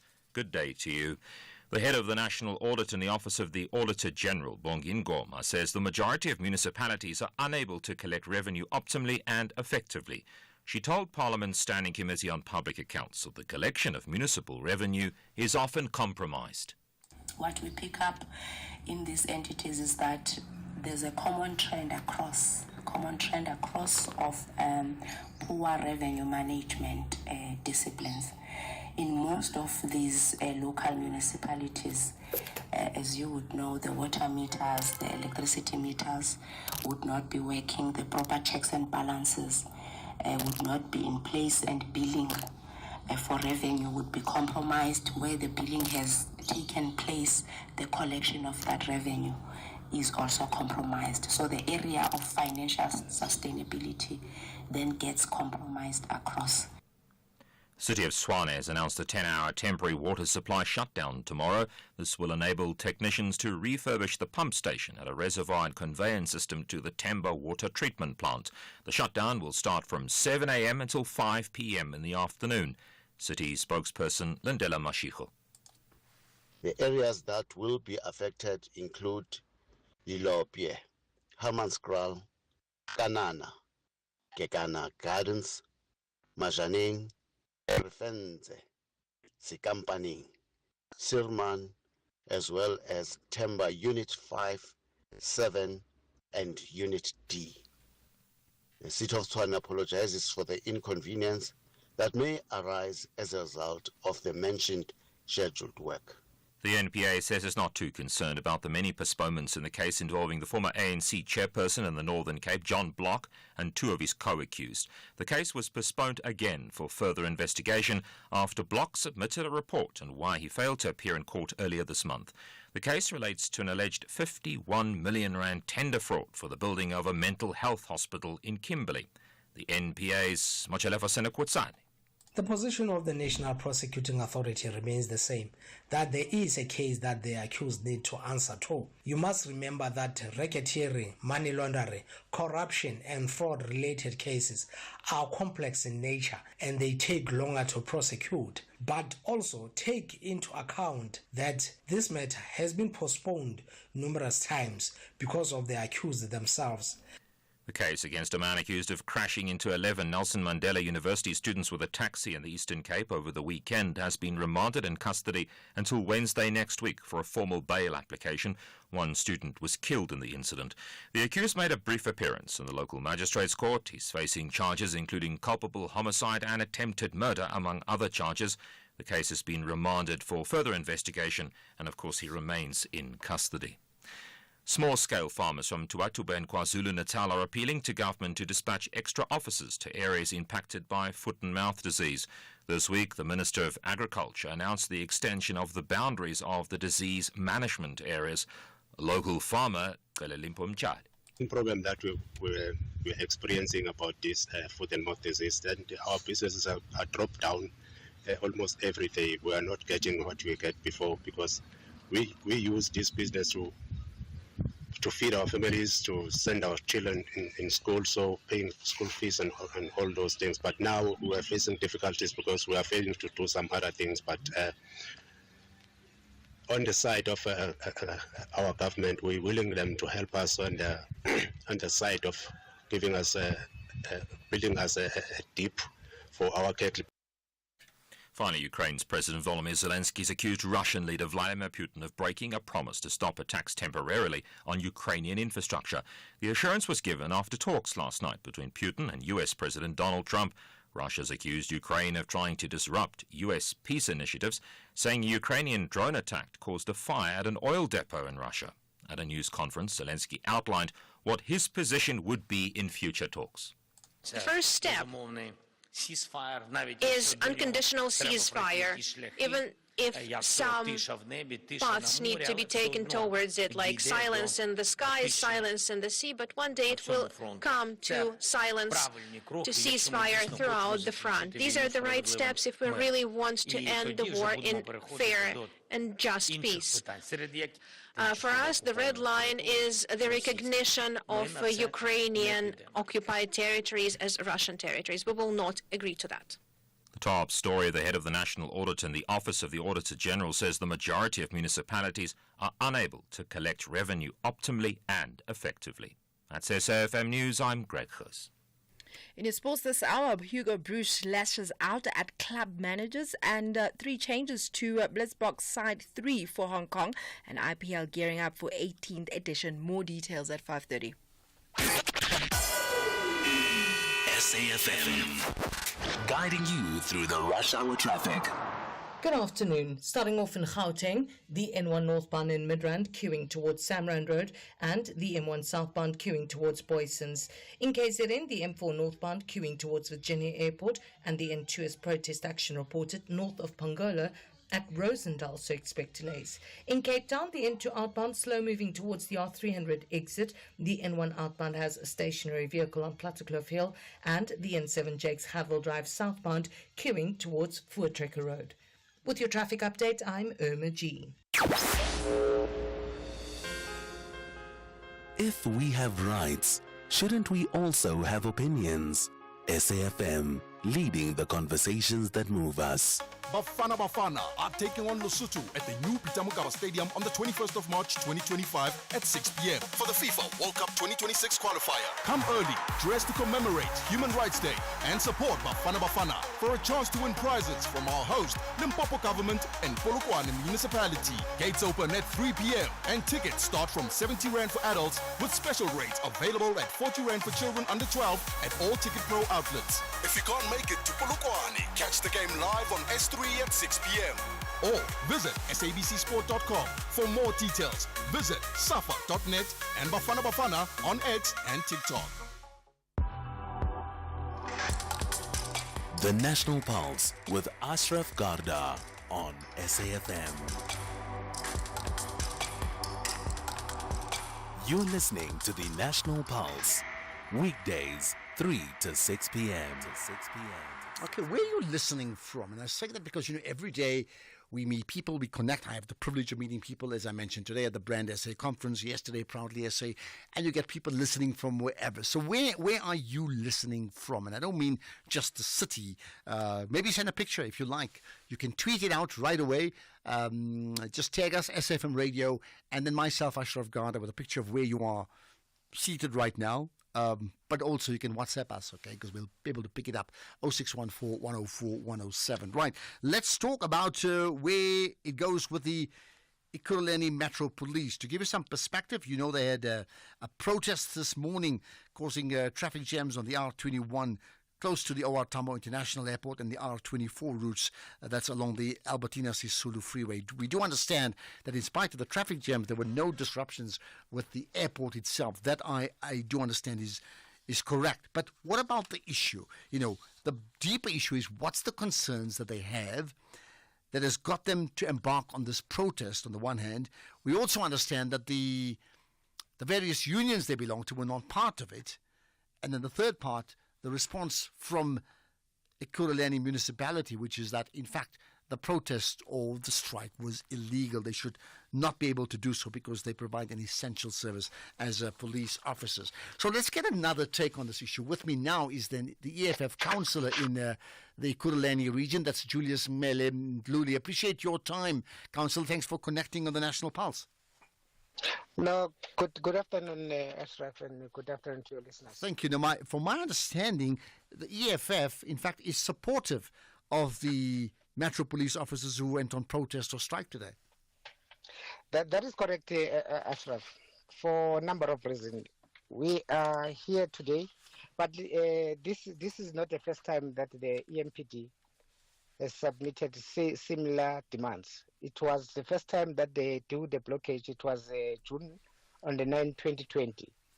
And the same demands that they put on the city of overtime, of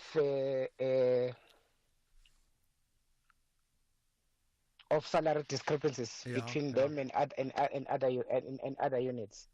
So they did not get a proper response. Remember that in 2020, 2016 and 2020, ANC was the majority.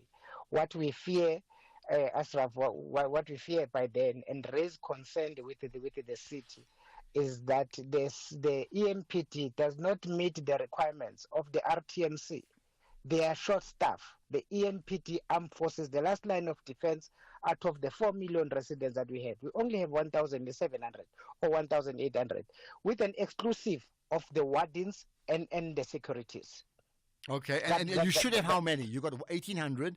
What should be the optimum? The RMTC requirement is we must have 5,000, like the city of Tshwane, like more than 5,000. Okay. It's a minimum of 5,000. Like the city of Tshwane, like the city of Johannesburg. In fact, the city does not meet the RTMC requirements. Hence, you find ourselves in this situation because they have compensated in terms of recruiting and making that we meet their requirements. They have compensated the EMPD with overtime. We know that is not a right, but it's guaranteed by the Basic Employment Act, and with the days that they are working. Remember that in other cities, EMPD officers are working for 4 days in, 4 days out. That will be 16 days per month. Here they are working 26 days. So the political will and the failure by the head political heads and the executive mayor to whip the MMC into making sure that they meet the requirements has not happened at all. Okay, so I hear you. So I mean, if I hear you correctly, you're saying optimum should be 5,000 police officers. There's only 1,800. Therefore, these 1,800, in fact, are working longer hours, more days, and they're also getting paid overtime. But I understand that one of the big grievances that has come through today is that the overtime has been taken away from them. So what's happened there? Without consultation. Remember that it's been a month that they've submitted a letter of demand to the city, to the political head, to the management of the police, And then every weekend, this has been boiling out, Ashraf, because if you notice, every weekend, from Friday evening until Monday morning, we don't have visible policing in the city of Ekurhuleni. There's a lot of funerals that are taking place. There's a lot of traffic. People, residents are inconvenienced by the situation. And then the city did not heed up and take a response. We fear that this might then happen because even when we make a call on joint political forums with the MMCs and the mayor, they just disregard what was pending to happen. Okay, I hear you. This was our fear. All right, let's go back then to the overtime. I mean, you yourself said you'd rather have more people employed than having less people getting paid overtime, because that's really what you want, to increase employment in the and optimum capacity, right? So this overtime that's been taken away, when was it taken away? You said a month, I think it is. And why was it taken away? And what's the impact of that? The city has cited that there's no enough collection of revenue, of which the blame is still also the political head of the finance, because under the EFF we had the what call Siyacima Manje campaign, of which every month 700 plus million was generated from the revenue in terms of collecting resources. The very same EMPD, the political head and the police management does not even make sure that there's a revenue, because they're issuing tickets, traffic fines daily.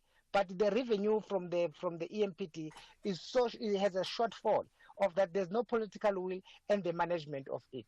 Okay, so because of no revenue, I mean, do you not understand the point that when a municipality has got no revenue, they can't pay extra time? I mean, it would be financially prudent for them to cut on the expenses, isn't it? But as far we should not reduce this noble activity and protest by the officers, of which they have grouped themselves and make themselves a forum as only for overtime. Remember, for 15 years to 20 years, they've been dependent because of the political will of not making sure that they hire young people of this city to become police officers. And then there's a number of reasons that they've cited. I understand. There's quite a few other grievances. I hear that, right? But this one seems to be number one, right? What are your thoughts about the fact that the city of Ekurhuleni has come back and said, in effect, that the protest was illegal? In fact, here it is. Let me do this. Let me play the clip from the spokesperson of the city of Ekurhuleni, that's Zweli Dlamini, who said this about the protest. Fortunately, Sakina, no one communicated anything to the city management, and we were all taken by surprise when we started receiving calls this morning and media inquiries to say what's going on. You see Metro Police blocking the R21 and 12 and 3 and 17, all the major routes were actually blocked. So that's when we started raising our aerials as well to say, hey, what's going on? And we've been on the ground trying to find out what's happening and what caused this from this morning. So what did you find out, Mr. Dlamini? What seems to be the problem?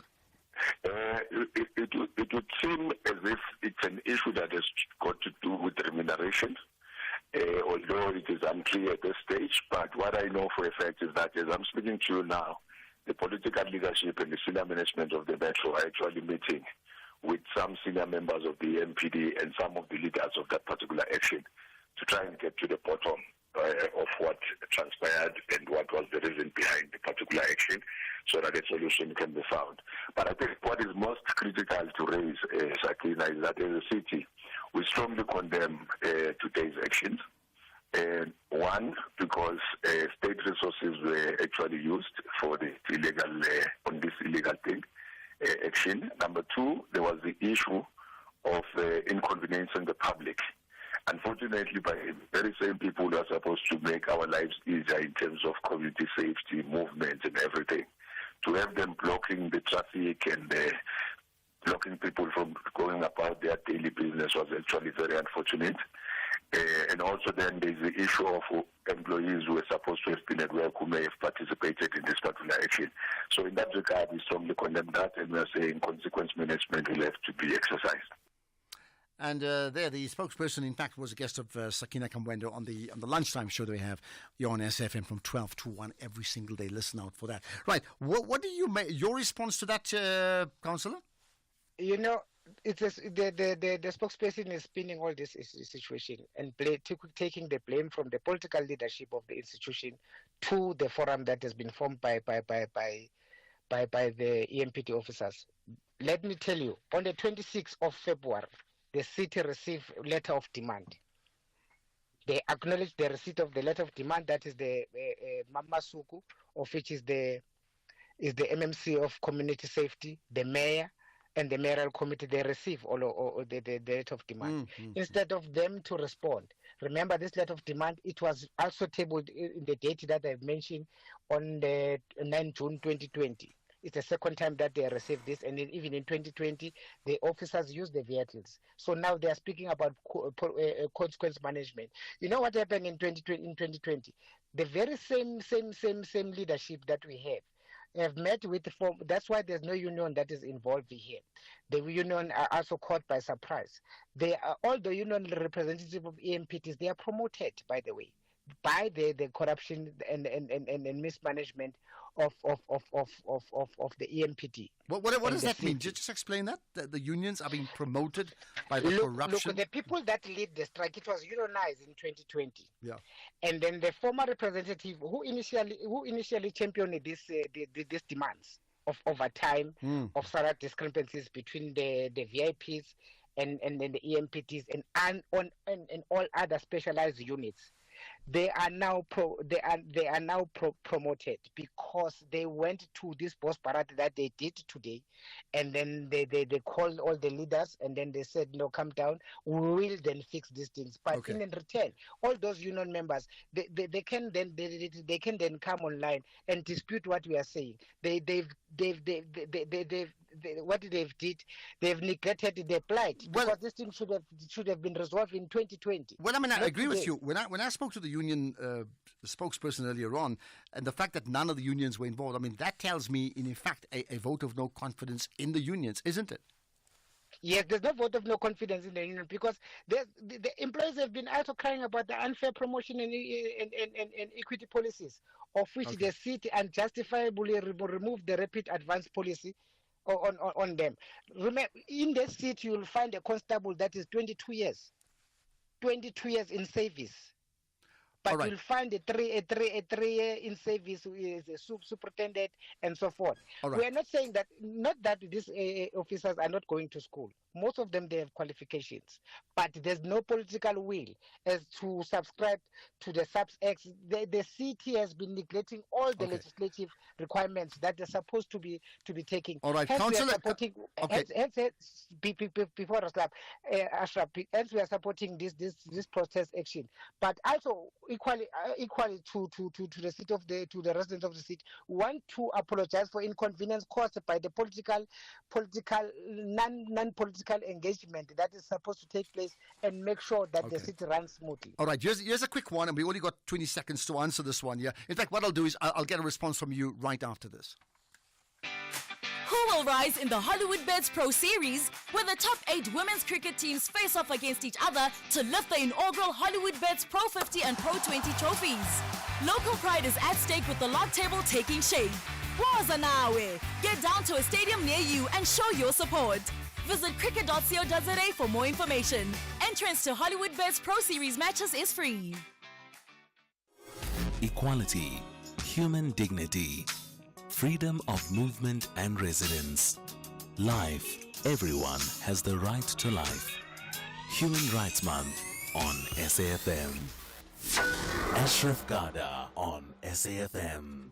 Okay, we're going to just complete the conversation with the representative from the EFF, in fact, right? That's Julius Mngele Ndluli, the EFF council in Ekurhuleni, right? So here's a quick one to you as we wrap up, right? So you are supportive, you as in your organization, but do you concede that the actual protest was illegal? We can't say we concede that it was illegal. The frustration that has been built up by the incompetency of the MMC and the political leadership and the executive mayor of this department, because they have received this memorandum of demands way back. If you want to classify it and legally term it as illegal protest, it goes from the frustration. Remember, when there's no political leadership, especially in the departments that are run by the ANC, and you publicize the vehicles, you spend 10 to 15 million buying vehicles for the very same MMCs and the mayor, and then the frustration will then be building up. You can't receive a memorandum of demand, and then same time you buy VIP. Okay, I mean you've made that point. I hear you. So there's, I mean, I think we all concede the frustrations. There's frustrations around wage increases or the lack thereof across the board, across the country, in fact, right? But what I'm asking is, I understand the act that caused the frustration as a result of the frustration, but the actual act was illegal, wasn't it? We are not supposed to find ourselves in this position. From 2020, the ANC did not respond through their MMCs that were there. Okay. Even in this current administration, they did not respond. You can't blame officers. The officers are frustrated in such a manner that there's no political. Okay, you've made that point, and I understand. You've made the point. I understand you don't want to agree or disagree that it's legal or illegal, right? Here's the last thing then. You know, in this case, the EFF itself is part of the management of that municipality. What role has the EFF played to resolve this issue? In the mayoral committee, the demands were not even placed. It's a lie that the mayoral committee has discussed this thing. Remember the role and the joint management forums that have been created to make sure that the smooth running of the city. These issues were not discussed. They keep this memorandum of demands. They keep the intelligent report or intelligent report that there's going to be a unprotected strike to themselves. Even the mayor today is not around. It might be overseas. The political head of this does not allow political engagement, especially to the issues that are affecting our employees, as not even only EMPTs. So would you then call for the mayor and the MMC to resign? Would that be a vote of no confidence from an EFF perspective? I can't be saying that there must be a vote of no confidence. Their actions, they speak louder than what we can even politically politicize the situation. The MMC Masuku and the mayor, their incompetence of running the city. Okay, let's leave it at that. I appreciate you giving off your time. Lots to come out of that conversation with the EFF councillor in Ekurhuleni, Councillor Mdluli. Much appreciated. Let's get comment from you. But as we get comment from you, we'll also talk about this switch on, switch off that affects your life right after this. The National Pulse, weekdays, 3 to 6 p.m. Right, now the Gauteng High Court in Pretoria has been hearing a legal bid to invalidate and halt the analog switch-off set for the end of this month. What's the big deal around this? I've been hearing about this analog and digital thing forever, isn't it? Let's get the story from SABC News reporter Sibatle Mota. Sibatle, good to connect with us here on the National Pulse. Good afternoon to you, Ashraf, as well as the listeners. Thank you. Okay, give us some context to all of this. What's happened? So, I mean, as you mentioned, the switch off, switch on issue is one that has been in the media for as long as I can remember, 2011. But apparently, it's an issue that's been here since 2008. And basically, what we can expect, or rather, what these applicants, namely ETV, SOS, as well as Media Monitoring Africa, are arguing is that they'd like government to halt this decision to possibly switch off millions of households. The ones that use analog, switch their television sets off, which could obviously impact on the millions of South Africans who watch television on these old TV set boxes. And the due date for that, Ashraf, is at the end of March, where, again, another extension was given by Cabinet and the Minister of Communications at the end of December, saying that the new deadline is now at the end of March. And as you can imagine, not a lot of inroads has been made to ensure that those who have applied for the new set top boxes, will be able to switch on digitally. I mean, there's still such a backlog of households and people who still need to have access to that. So essentially what they're arguing is that they don't want these millions of South Africans to have a TV blackout come the 31st of March. Okay, and that's what will happen right now if there's no extension, right? I mean, I heard the SABC Group CEO also making the point that I think the SABC itself would probably lose a quarter of its audience if that's the case. case. I mean, it's quite grave. So just help us understand why the move, firstly, from analog to digital, and why has there been such a long delay to the point where a quarter of the population still don't have the digital? Then what has been the logjam?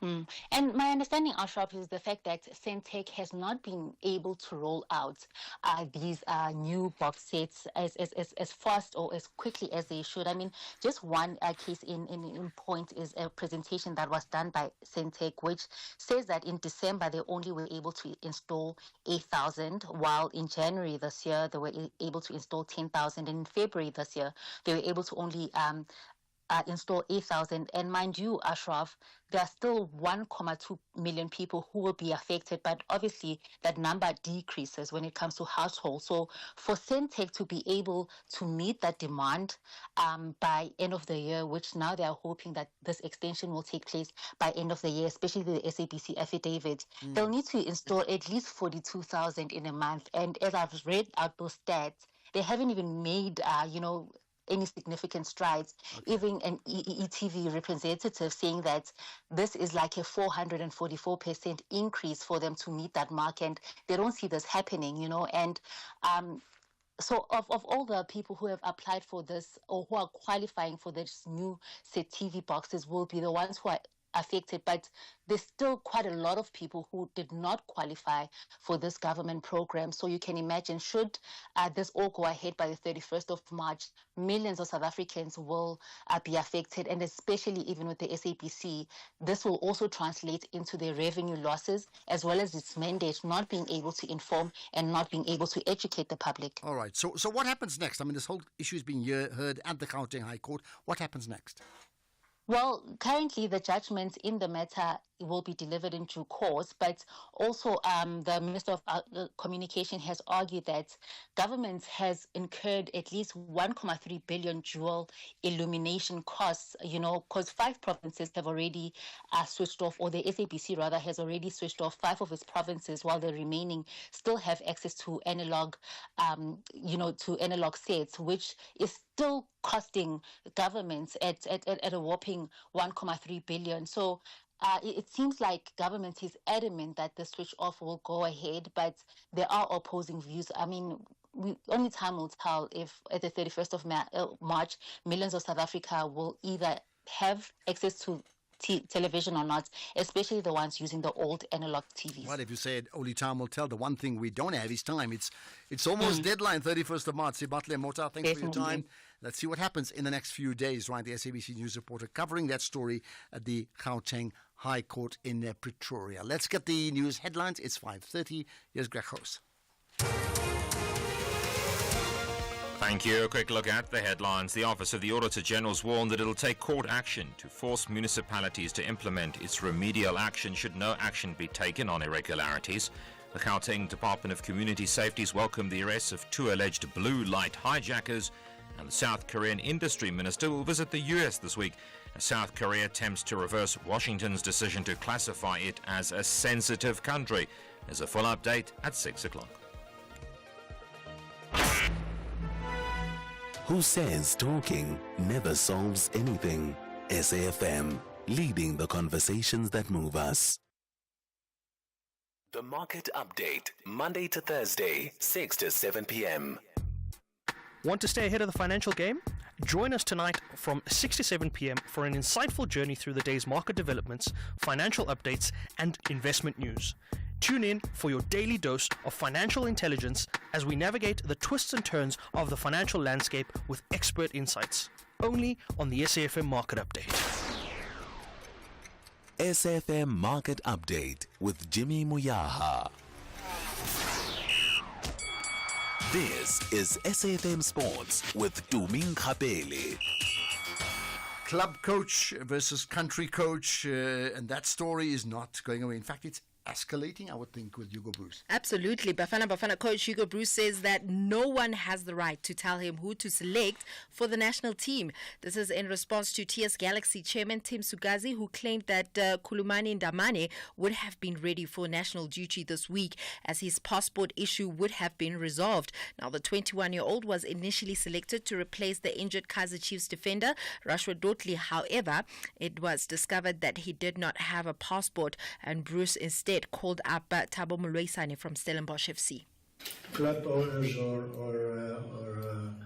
chairmen or whatever, when the player is ready, I will call him. If it's from Shippa, from Polokwane, from Sundowns, from whatever, that is one. Secondly, it will only be me who will choose who is in the national team. And you can tell what you want 100 times in a paper, in a newspaper or radio or television or whatever. If I don't want to call up the player, I will not call him up. They are here because they deserve it. Not because one or another journalist or chairman or whatever wants that they are with the national team. No. And I think I'm 4 years here that everybody knows that I don't listen to all those things. I just do what I want and I just choose who I want. So stop with telling that those people deserve to be in the team or there has to be more players of that club. Stop with that. They will be there when they deserve it. I like the fact that he's not shying away from setting the record straight. The fact that each player that he chooses for the national team is based on merit, not because the one player is favoured over the other. But still staying with football, Richards Bay have announced that their FIFA transfer ban has been lifted. The Natal Rich Boys were hit with a ban for 3 registration periods for not paying their former defender, Abdi Hassan Banda. Last year, Richards Bay had another transfer ban, which was overturned in June after they paid 230,000 rands to Kenyan winger Ovela Ochieng. Now, meanwhile, the Confederation of African Football have confirmed the dates and fixtures for the 2024-25 total Champions League and CAF Champions League and Confederation Cup quarterfinals. All the first leg ties in the Champions League has been confirmed for the 1st of April and second legs on the 8th of April, with exception of Orlando Pirates versus MC Alger.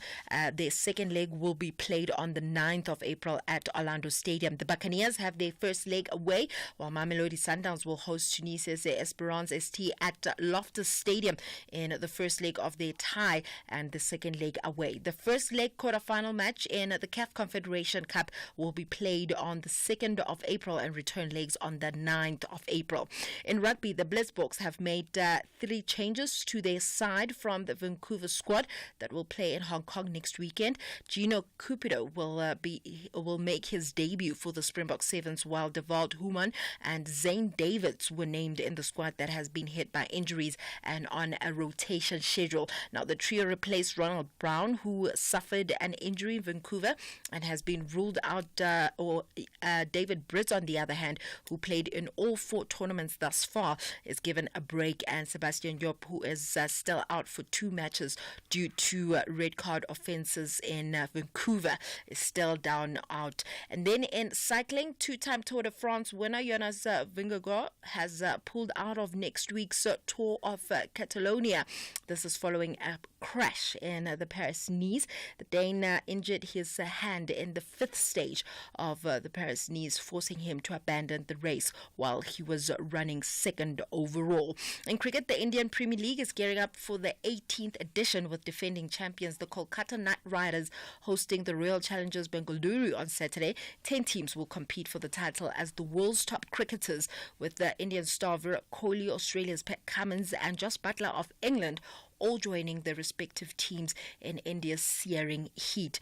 Finally, in tennis, teenage starlet Mira Andreeva says that she's staying off social media and ignoring the hype after her win at Indian Wells on Sunday. The 17-year-old beat world number 1 Aryna Sabalenka to win the WTA 1000 title in California to confirm her status as the rising star in the sport. On that note, it is a wrap from my side. Okay,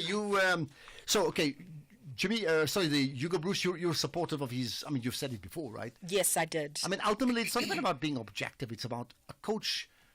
I don't think a coach is objective. I think a coach is subjective about what he feels is right for the team, because he's the ultimate decision maker, which is very different to being objective in a committee. He's not a committee.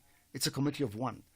And if he chooses that this is how I want my team to play, and these are the players that best represent my vision for the team, that's why they call him the coach. I think for me, the message that's coming out is that, listen, players need to fight to be in the national team. And therefore, if I feel that this player is up to standard, up to my standard for the national team, that's what he'll choose. But no one is going to tell him. And we've always known him to be a man that is straightforward with his words. Well, the moment somebody upstairs tells him what to do, he's gone. Yeah, definitely. Yeah. Well, with that said, ke nna Tumeng Kgapele, Modimo ke yo. SAFM, guiding you through the rush hour traffic. Good afternoon. Starting off in Gauteng, the N1 southbound in four ways queuing towards Winnie Mandela Drive, the N3 northbound in Bedfordview queuing on the link to the N12 east at Giloli's interchange, and the N1 northbound in Midrand has a crash reported near New Road.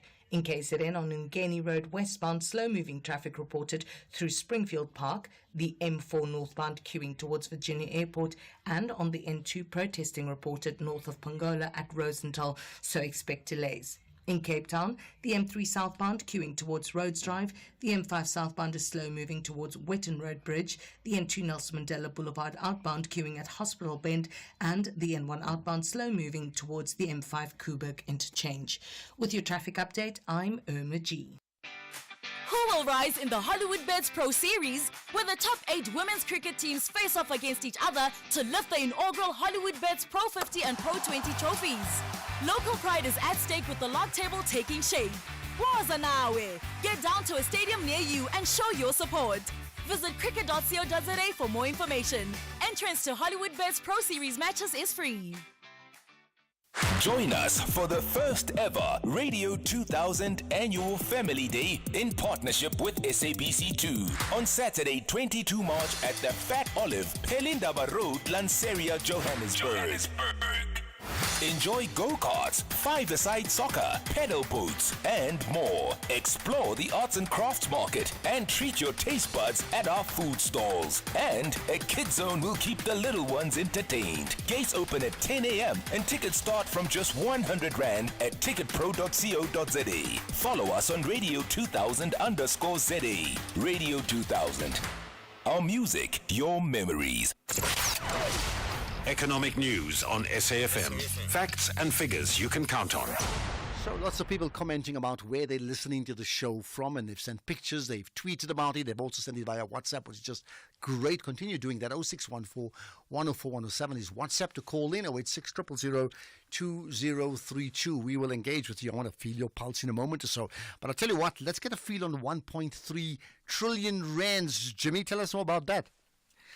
Good afternoon, Ashraf. Good afternoon to the listeners. It seems that that South African companies, non-financial companies, so this excludes banks in South Africa, are sitting on a record amounts of cash. They are looking to deploy the money. They're waiting for opportunities to deploy the money, and we're going to find out why they're not deploying the money. We're going to speak to Chief Economist at Stanlib, Kevin Lings, around that and try and get a sense of what's driving these cash reserves, or what caused the cash reserves, and how we can best deploy them to benefit the economy. Obviously, these companies operate in South Africa, and they are South African companies, so this doesn't include international companies operating here. This is specifically South African companies, and this is obviously money that can be used to grow our economy, so we're going to speak to them about that.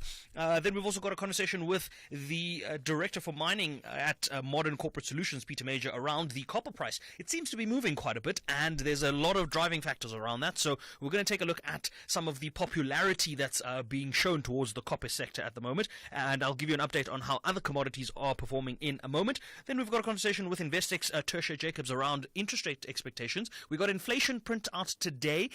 Inflation kind of coming in line with expectations, but back above 3%, so back in line with that 3 to 6% targeted range that we have. So we're going to look at the permutations around interest rate cuts, as we know that the MPC is meeting tomorrow, and we know that we've also got an interest rate decision out of the United States later this evening, if I'm not mistaken. But we definitely have one this week. I'll confirm that date for you in a sec. And then we've got a conversation with the team at Telkom around their new platform, Telkom Learn. And then because it's Wednesday, we're going to wrap up our Wednesday with an executive lounge segment. I'm going to speak to the founder and co-CEO of Dis-Chem Life, Greg Smith, and get to know him a little bit better. Yes, that interest rate decision confirmation is tonight from the US Fed, alongside that FOMC statement, with things like that dot plot that gives us an idea of how many more rates we can expect for the rest of the year and potentially even into next year. So interest rate decision out of the US today, inflation out of South Africa today. And we're going to be reflecting on all of these data points in a moment when we come back for our show. But let me give you a quick sense of how the markets performed throughout the day. Local markets had a really good day. International markets, bit of a mixed bag. Let's start with Asian markets. The only winner there was the Hang Seng, up about 0.14%. The ASX in Sydney was down. The Nikkei in Tokyo was down. European markets were also a bit of a mixed bag. The DAX in Germany down 0.2%. The CAC 40 in France 0.5% to the green. The FTSE flat. US markets are in the green at the moment, with the S&P up 0.5% and the Nasdaq up 0.75%. South African markets having a really good day.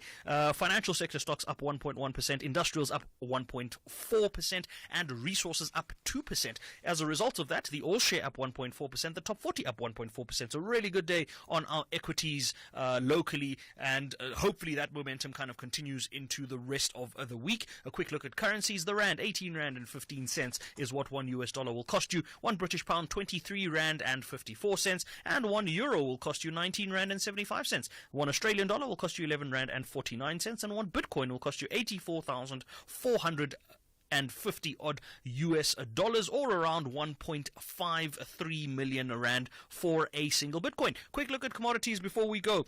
Brent crude still around $70.76 a barrel, better than the $71 it was yesterday. Platinum $1,007, a little worse off than we were yesterday, but still above $1,000, so we'll take it. Palladium $965 a fine ounce, silver $33.50, and gold still holding steady, $3,031 a fine ounce. Still above that $3,000 mark. So we're going to look at these movements a little later on. I've got David Shapiro of Sasfin Wealth joining me to take a look at market movements this evening. So lots to look forward to from our perspective. But for now, Ashraf, back to you. Right, perfect. You enjoy your show 6 to 7, as always, Monday to Thursday. The SAFM market update, followed by sport with Michael Abramson. Oliver Dixon, of course, 10 to midnight, right? So lots of things happening here on SAFM, right? Okay, in fact, I need to get to you right now before we get to the calls. So I asked you to tweet out where you are, or even to WhatsApp. So we've got Mawabo saying, I'm listening from Durban, or the N3 in Durban, and I see lots of traffic. Got that. Thanks for sharing that. And then Morag Swanepoel, I hope I've got that right, saying, hi all radio listeners. I live on the Kulu River, the Sunshine Coast in the Eastern Cape, and what a beautiful picture. That is absolutely stunning. I'll look at some of the others that people are WhatsApping on in a moment, right? Aubakwe in the Northwest region. Right, let's talk about the state of your region. Go for it. My brother, good afternoon, and good afternoon to your guests as well as the listeners at home. Thank you. Go for it. What's your My point? brother, two quick one. My brother, I'm living in Taung in the Northwest. So there is a place called Taung Hotel School and Convention. It used to be a casino during our father and L.M. Mangope.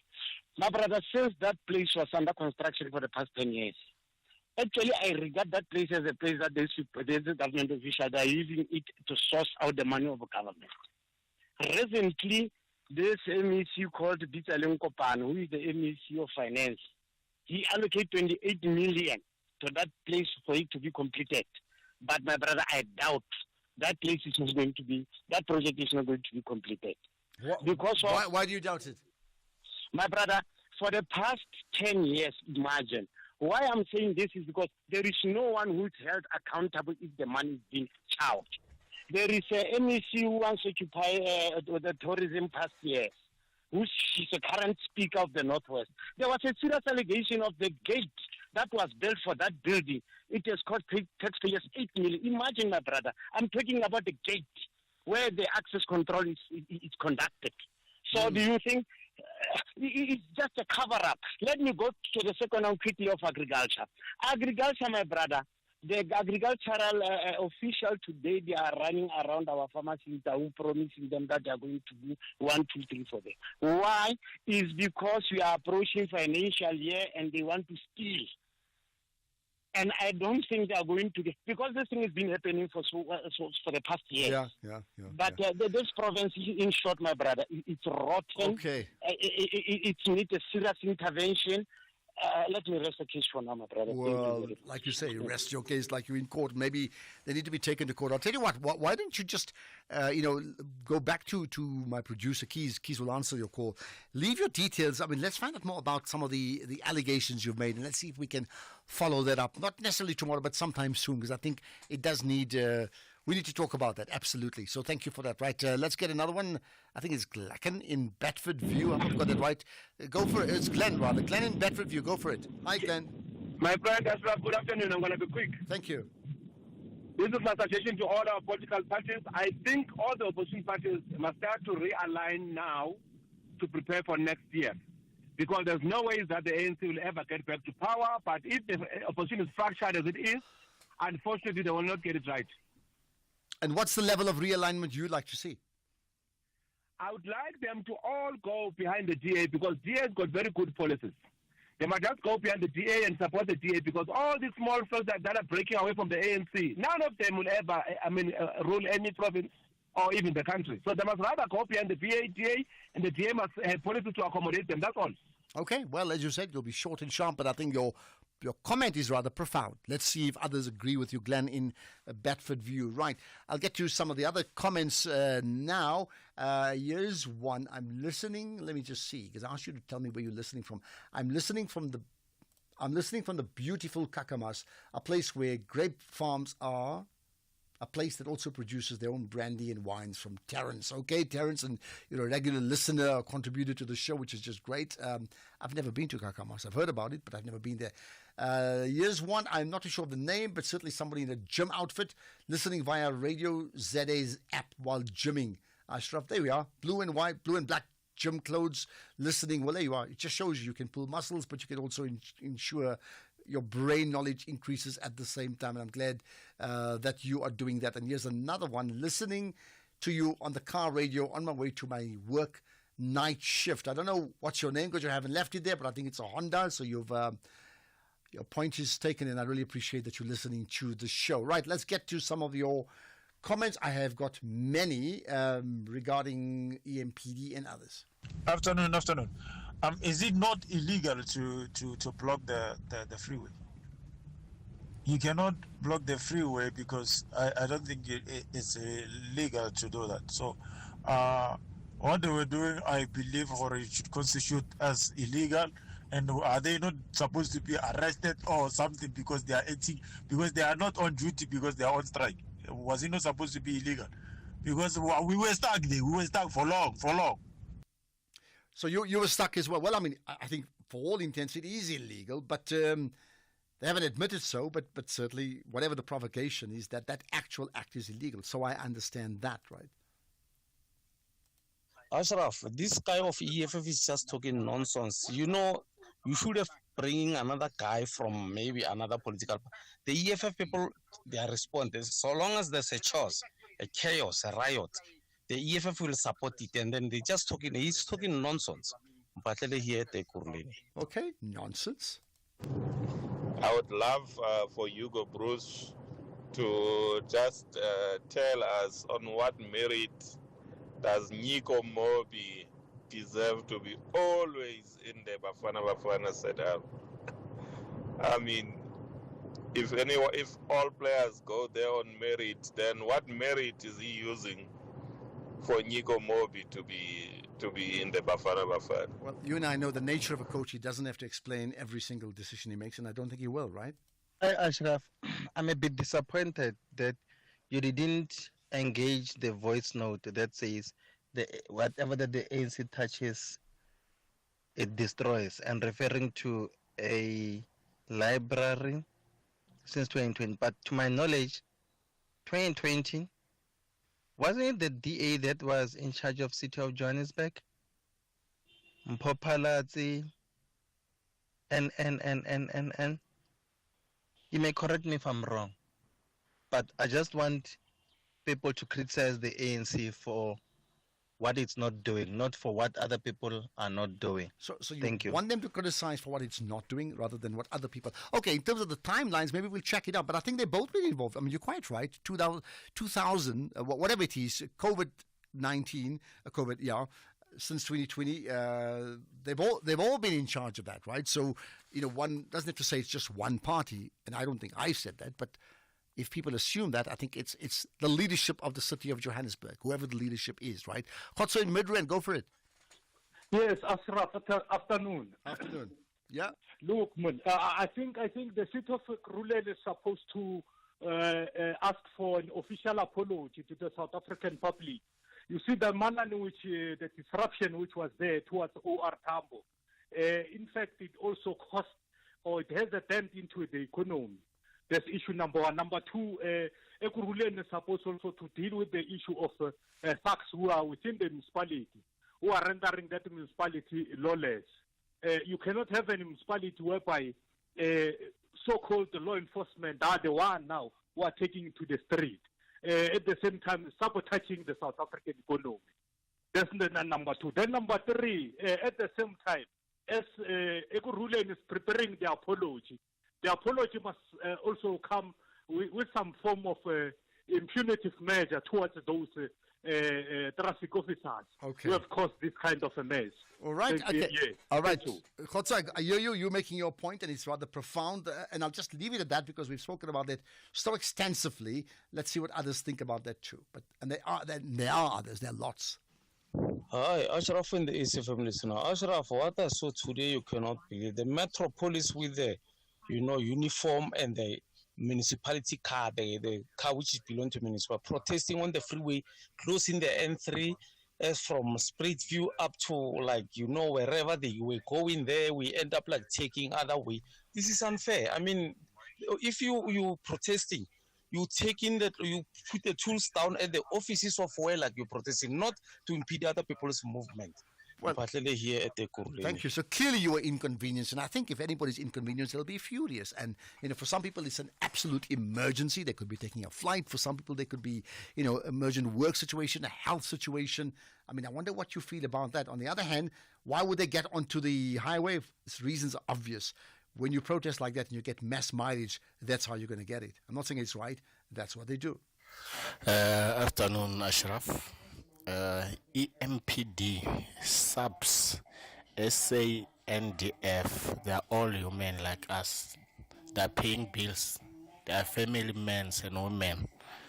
So maybe constitution must be changed because those people are earning peanuts and they are working very hard. So they deserve to strike like each and every one of us.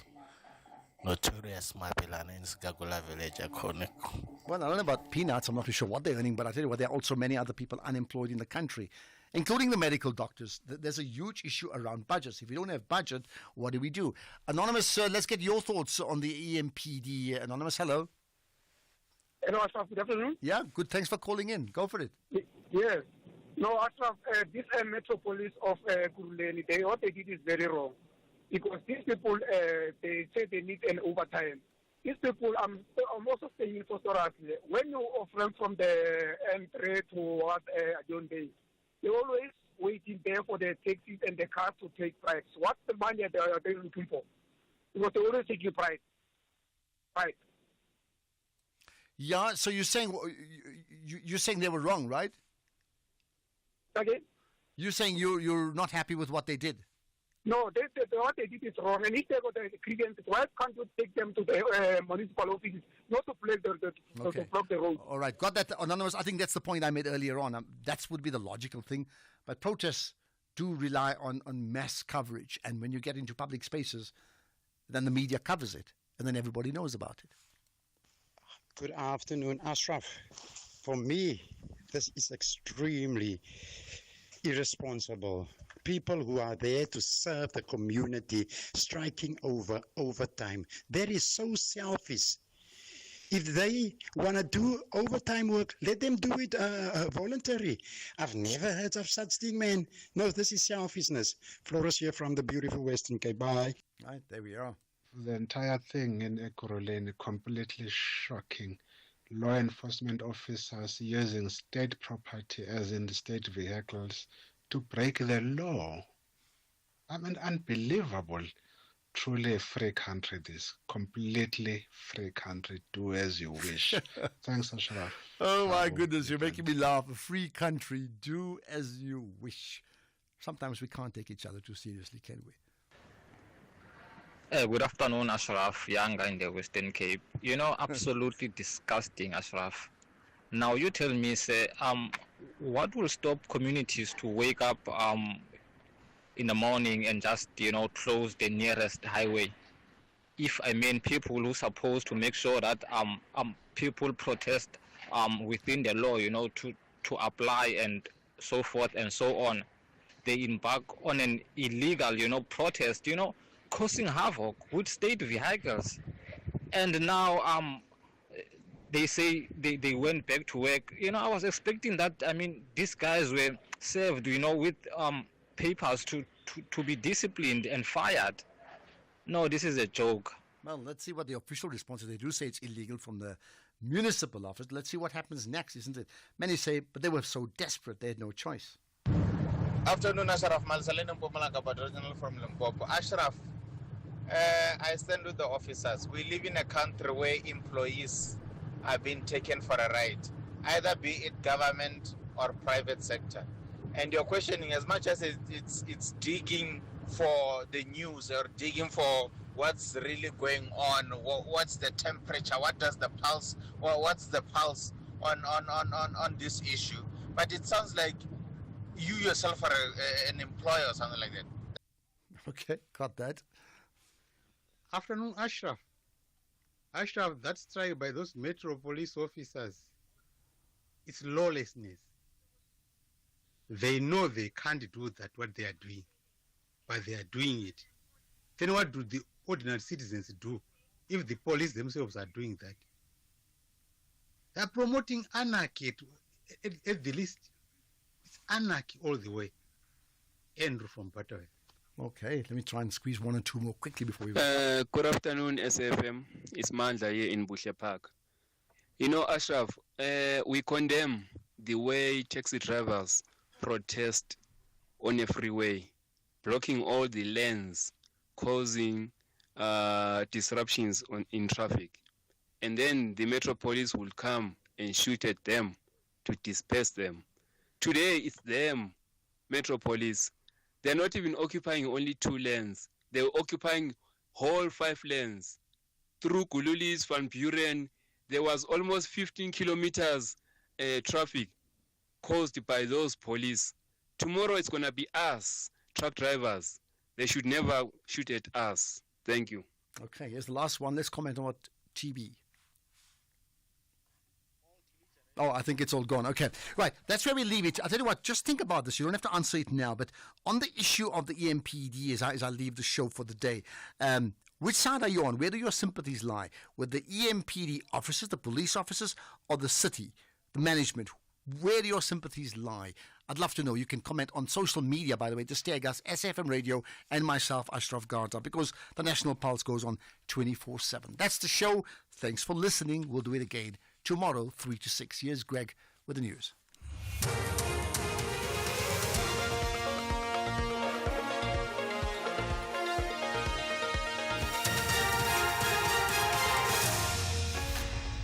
Thank you again, Ashraf. In this news update, AG issues warning to municipalities and a weather warning for Gauteng. Good evening. The Office of the Auditor